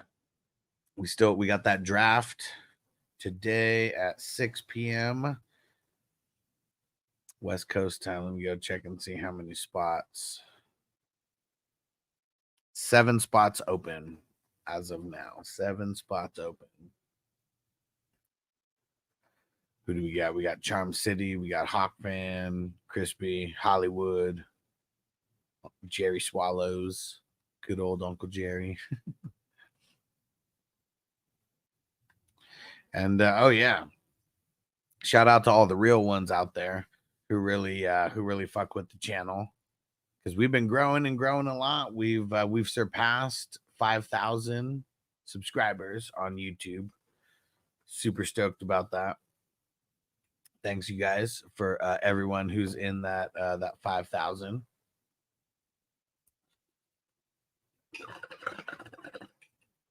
And then we're almost at 750,000 views. We are so close. We're like this close to 750,000 views. 3/4 of the way to 1 million, yo.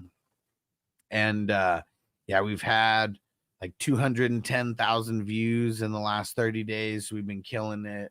There's like 200 new subscribers on YouTube in the last 30 days. And I know there's a bunch of people who will never hit 200 subscribers ever, and who, you know, they've been trying for years and years to hit 200 subscribers in a month, in like lifetime.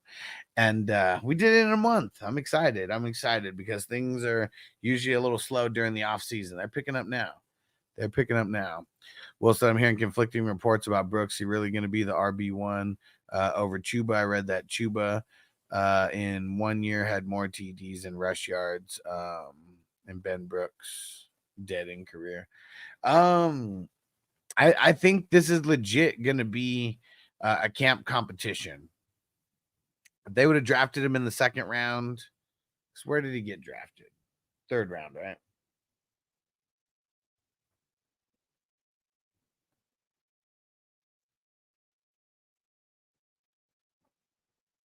No, he was drafted in the 2nd round. I don't know. Derek, you're the man, said driving but listening. Crispy said, I don't think you want to see my videos. We don't. We don't. Maybe D Wade does. We talked about him earlier. Maybe D Wade does. I think it is going to be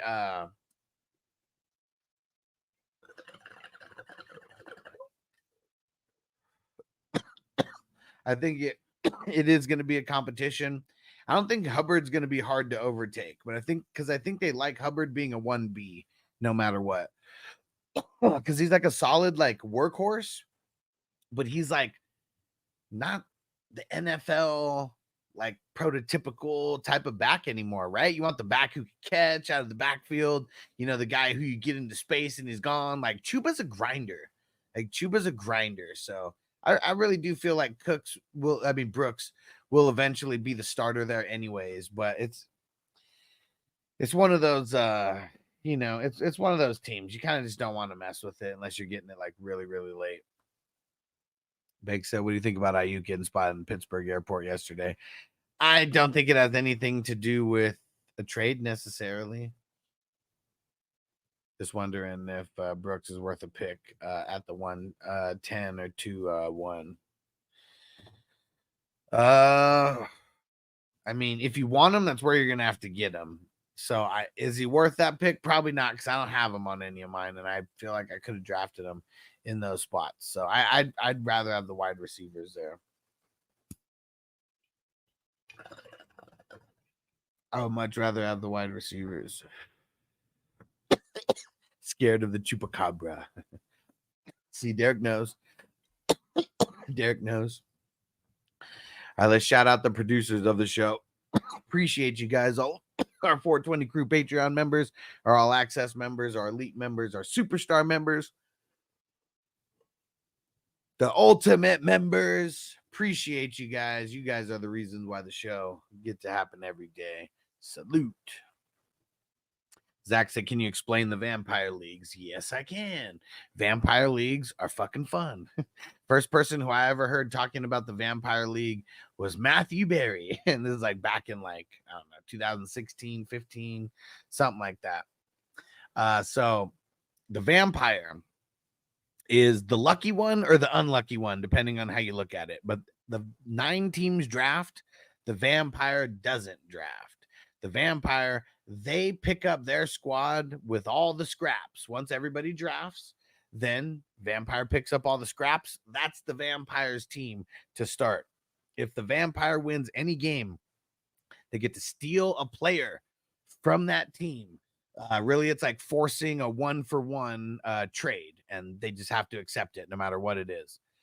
And that's pretty much the game, like in a nutshell. Now there's some other rules in the vampire league. The vampire, they get to scour the waiver wire before everybody. They have unlimited moves, and they can pick up players before anyone else gets a chance to. Once Wednesday comes around, I forget what time I put on there, but I go in and I manually unlock the teams. Once you make a pick, your team is going to get relocked by me to where you cannot pick up any players. So you get one pickup per week. One pickup per week as a non-vampire team. And it gets kind of crazy. I mean, teams that get injuries and play the vampire early and lose might be screwed. You might be screwed because you only get one pickup per week. But your team is going to be so stacked from the beginning, depending on how good you draft. It's pretty fun to play the non-vamp side. And then it's fun to play the vamp side. You get a couple things swinging your way, and you get a couple wins. I mean, I've seen vampires have insanely good teams. Not every vampire though. Every league is different. That's what's cool about it. Will said I did a small write-up for Matthew Berry, sort of an audition to help him out in his fantasy rankings. He never returned my email and cannibalized my take on Todd Gurley. Fucker. Oh man. I met Matthew Berry in Vegas a couple years ago. It's been a handful of years at this point. I think this was 2019. 2019 or 2018, one of the two, where I met him. And he was nice. He was pimping out his fantasy life brand. And that was pretty cool. I've actually got shouted out like one of my tweets in 2015, 2016. It was whenever his show first came out, the fantasy show, the one that he did on ESPN. It was like the very first year where it was actually on cable. And I had Doug Baldwin on my team. And I had Doug Baldwin on my team. And I don't know if you guys remember, it was like week 14 or week 13, something like that. 1 week before the playoffs. And he catches the ball and he slides into the end zone. They call it a touchdown. Then they overturn it. I had Doug Baldwin. And it totally fucked me. And it was his Bitterberry series. And I wrote my whole thing, and it was hashtag Bitterberry. And Matthew Berry read out my tweet, and it was funny. And then he answered it. And that was funny. That was cool. And I made it on the First Take that year asking a question.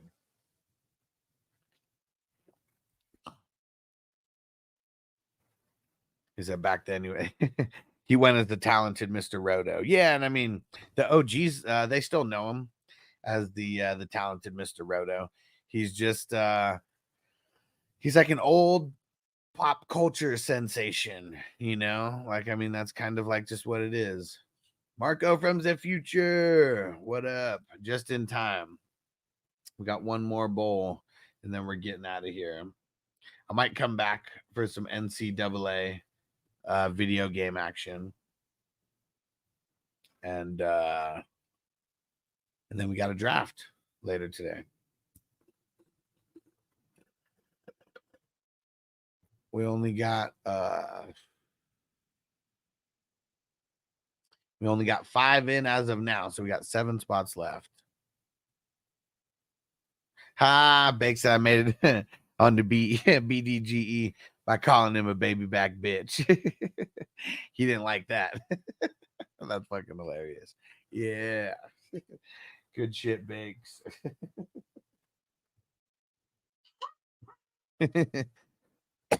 Oh, wow. You better be shitting me. And Marco said, watching you getting squashed at NCAA. Hey, I'm 5-0 with San Diego State, man, with a 2-star school. I'm doing all right.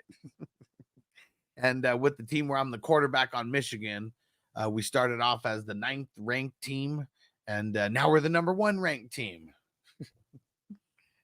Dude, not so good for my my linebacker from Texas, though. I don't know if the Texas offense, I don't know how good it is right now.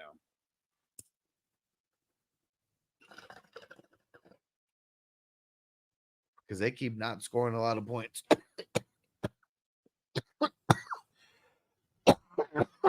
Woo!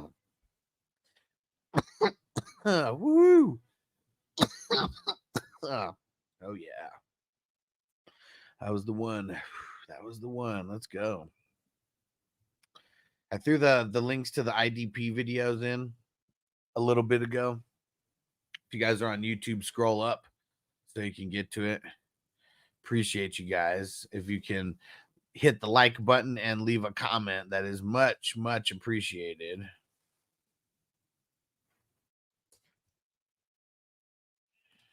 All right.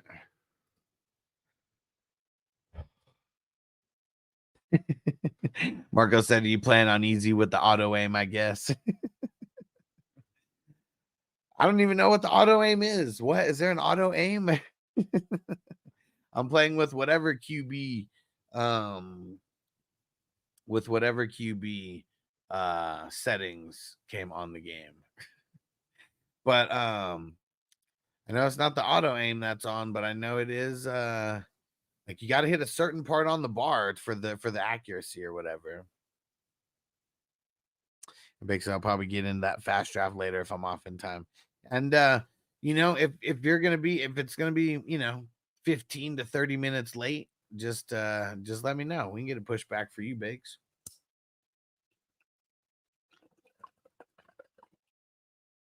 But yeah, the fast draft. Fast draft is going down. Bakes said being a boss, being the boss is a bitch. I want more money. Yeah. Yeah, it sucks. And Marco said, not sure if there's an auto aim in that game. Yeah, I don't know either. I know you're just making fun. So I know the NHL used to have it. Oh, really? Really? The NHL games, they used to be fun, man, back when they were on Sega.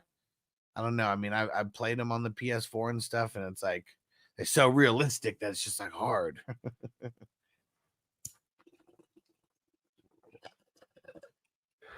All right. Whew. I'm gonna get out of here. I probably will be back for NCAA. Got to make sure that I produce a bunch of NCAA content because then it can be used as a tax write-off, and so we got to make sure that happened. Last NHL I had was NHL 13. Okay, Brandon, what up? He said I need to hear your AR-15 take. All right, fine. I'm still here for it. So just hang out, everybody. My AR-15 take is and was and always will be until he proves me different. When it comes to the arm, very, very mediocre. He's not the most accurate, not that accurate at all. If we're being if we're being real about it, when he was coming out of college, when he was in the draft combine, everything that they talked about that was off the charts from him had nothing to do with his arm and had everything to do with his athleticism. And I don't play in 4-point passing touchdown leagues either. Like, that's just another thing that it rewards mediocre QBs for their play outside of everything like throwing. So I'm not saying that guys shouldn't get points for running and rushing touchdowns and all that. I don't think they should get more points for rushing touchdowns than they get for passing touchdowns. So that being said, AR-15 isn't going to be as valuable for me specifically because I don't play in the 4-point passing touchdown leagues. So just remember that. But yeah, last year, less than 600 yards in like 3.5 games. I'm calling it 4 games because he started 4 games. It's nothing nice, man. It's nothing nice. The weapons over there are shitty outside of Pittman. They want to run the ball, which is fine, but he's probably not throwing for 3,000 yards. I mean, is he even going to stay healthy to throw for 3,000 yards? The way that he plays with reckless abandonment, it's not meant to last. Like, it's not. And like, he doesn't protect himself when he runs either. He wants the contact. He wants the smoke. Maybe that'll change, this year. But because he's been so much bigger than everybody in college, I think he still tries to go heads up with these NFL players, thinking he's in college and he's going to run fools over. And there's going to be players that are a lot smaller than him that can really just pop them like really good because they're playing against grown men at every single position. And he's too cocky for my liking, also saying, oh yeah, college was way harder than the NFL. NFL is like easy. Come on, man. You started 4 games and you got taken out in one of them. So that's my AR-15 take. A lot of it does have to do with not playing in 4-point passing touchdown leagues as well. Because if I played in a 4-point passing touchdown league, I'm not saying I wouldn't have the same take. He would just be much more valuable than a lot of QBs that, like the QBs that don't run just don't have much upside in those point systems. Will said, I like the 6-point passing touchdown. It used to be really skewed for good quarterbacks when guys were throwing for a huge amount of touchdowns, but you don't see that anymore. Yeah. What about the idea if you go for a 6-point passing touchdown, you go for -3 for an interception, might even things out a bit. So in our dynasty leagues, the ones that are super flex, it's higher scoring in a lot of things, but it's also higher punishments as well. So ours, it's 6-point passing touchdowns, but it's -4 for the INTs. In the redraft leagues that I do -2 for the INTs. Brandon said, I can respect the arm take because we haven't seen enough. As for his size and running through grown men, we have seen it already from him at this level. We've only seen it for 3.5 games because he got taken out. And his style of play couldn't even keep him on the field for 25% of the season.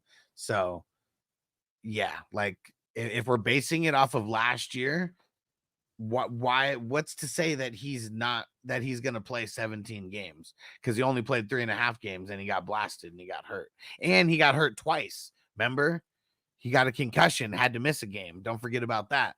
So he technically was on the team for 5 weeks before he got hurt, but he didn't get to play in one of those games because of the concussion. And it's because he got blasted and thrown on his ass and he hit his head backwards and just completely snapped it and got whiplash. Will said, do you think his style of play puts a target on his back? Well, yeah, every rushing QB does, because every defensive end wants to kill the quarterback.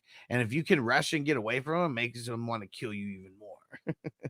But every quarterback has a target on their back. So I'm not going to say that. But, when you do come out and you say that NFL is easy, I mean, and you haven't even played a full season yet, and you've gotten injured twice. One was a season-ending injury. One, you had to miss a game.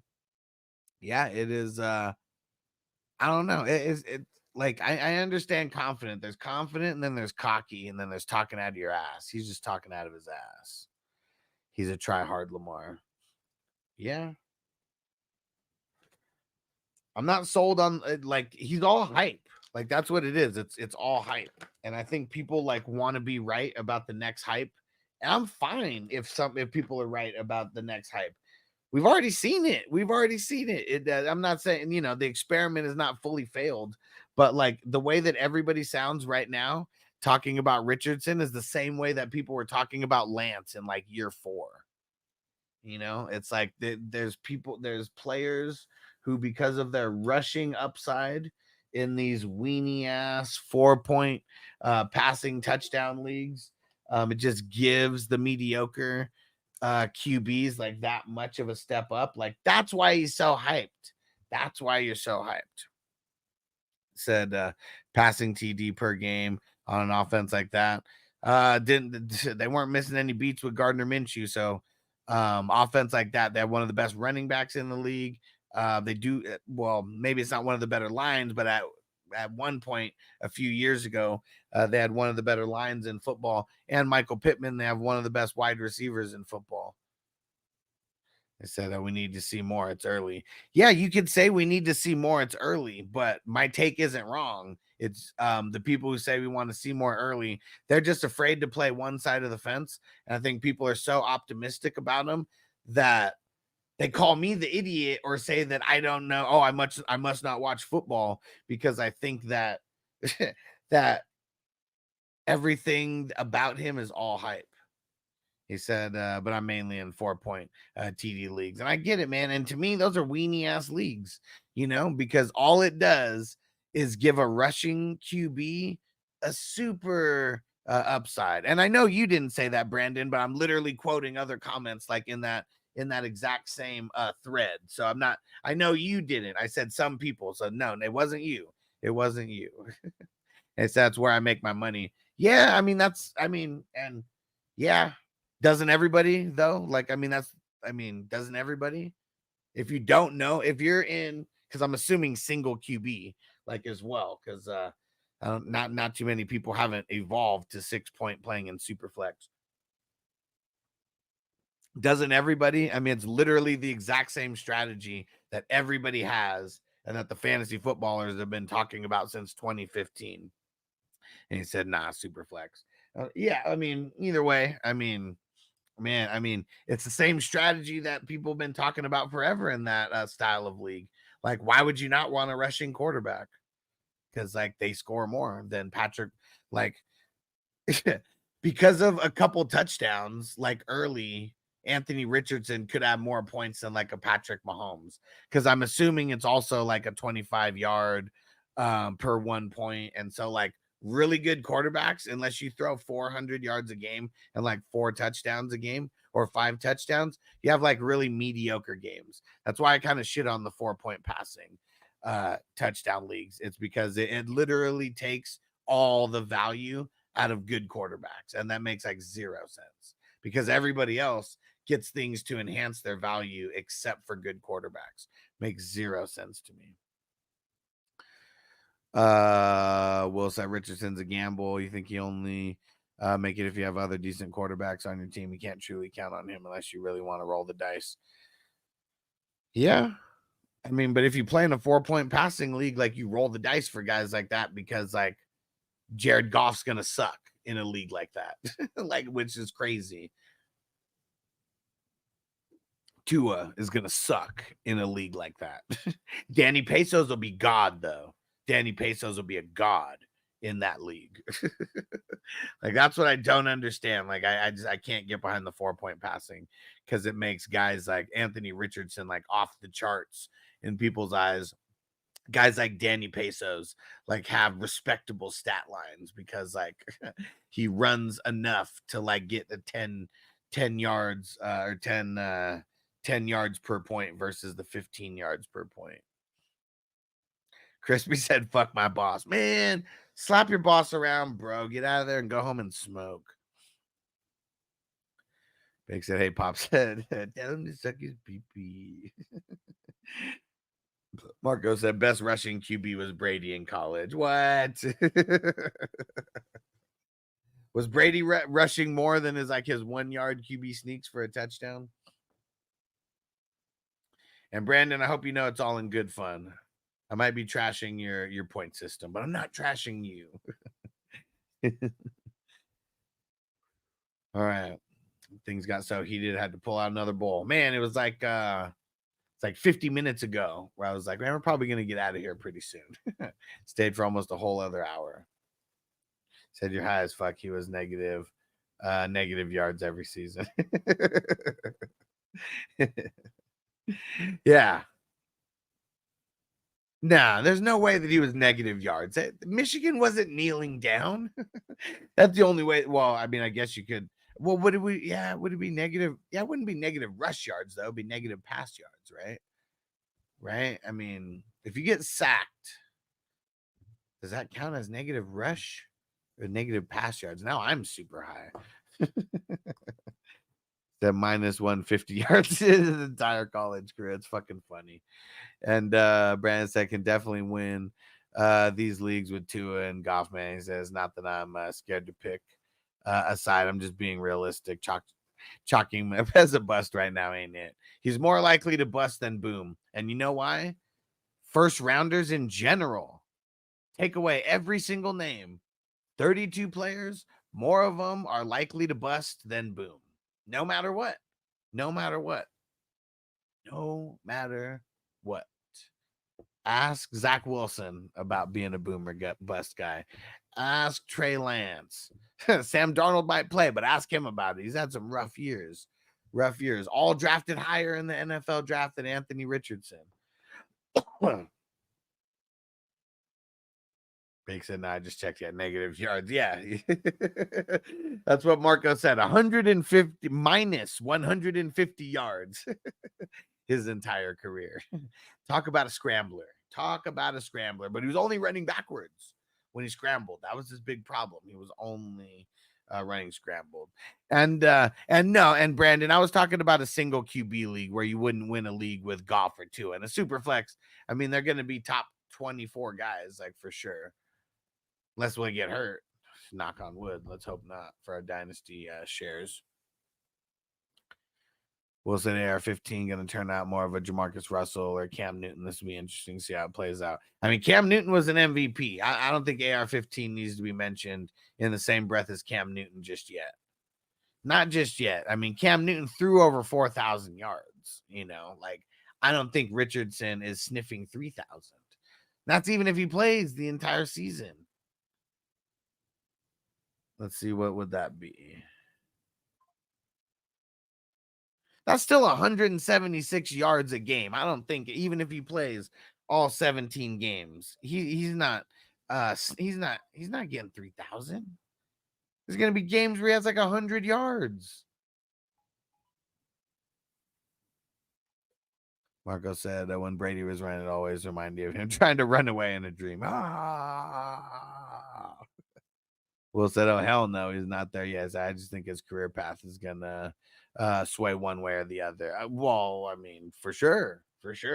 Yeah, okay. I get it. he definitely doesn't get close to Cam Newton. He's definitely a bust. I mean, as of right now, he's looking like it's going to be more bust than boom. But yeah, it is. It's funny to get people riled up on social media. I will say that. If you guys aren't in my Facebook group, you need to go get in it. You'll see posts from me and just follow me on Facebook.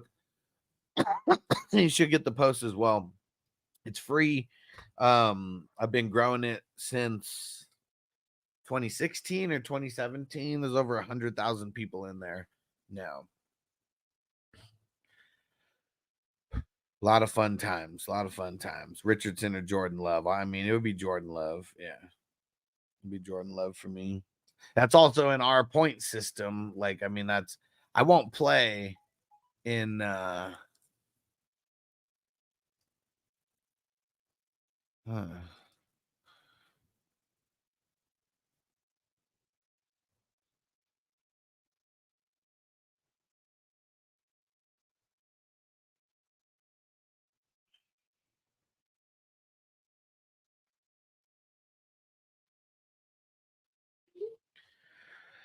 right. Time to get out of here. We'll be back in a little bit. Yeah, we'll get some NCAA action. I'm trying to get some editing going. We'll get some NCAA action going. Then we got a draft a little later as well. So appreciate you guys rocking. We'll see you next time. Peace out. Defense on me. I don't want them to gain another yard. You blitz all night. If they cross the line of scrimmage, I'm going to take every last one of you out. You make sure they remember forever the night they played the Titans. Here comes the, here comes the, here comes the, here comes the, here comes the.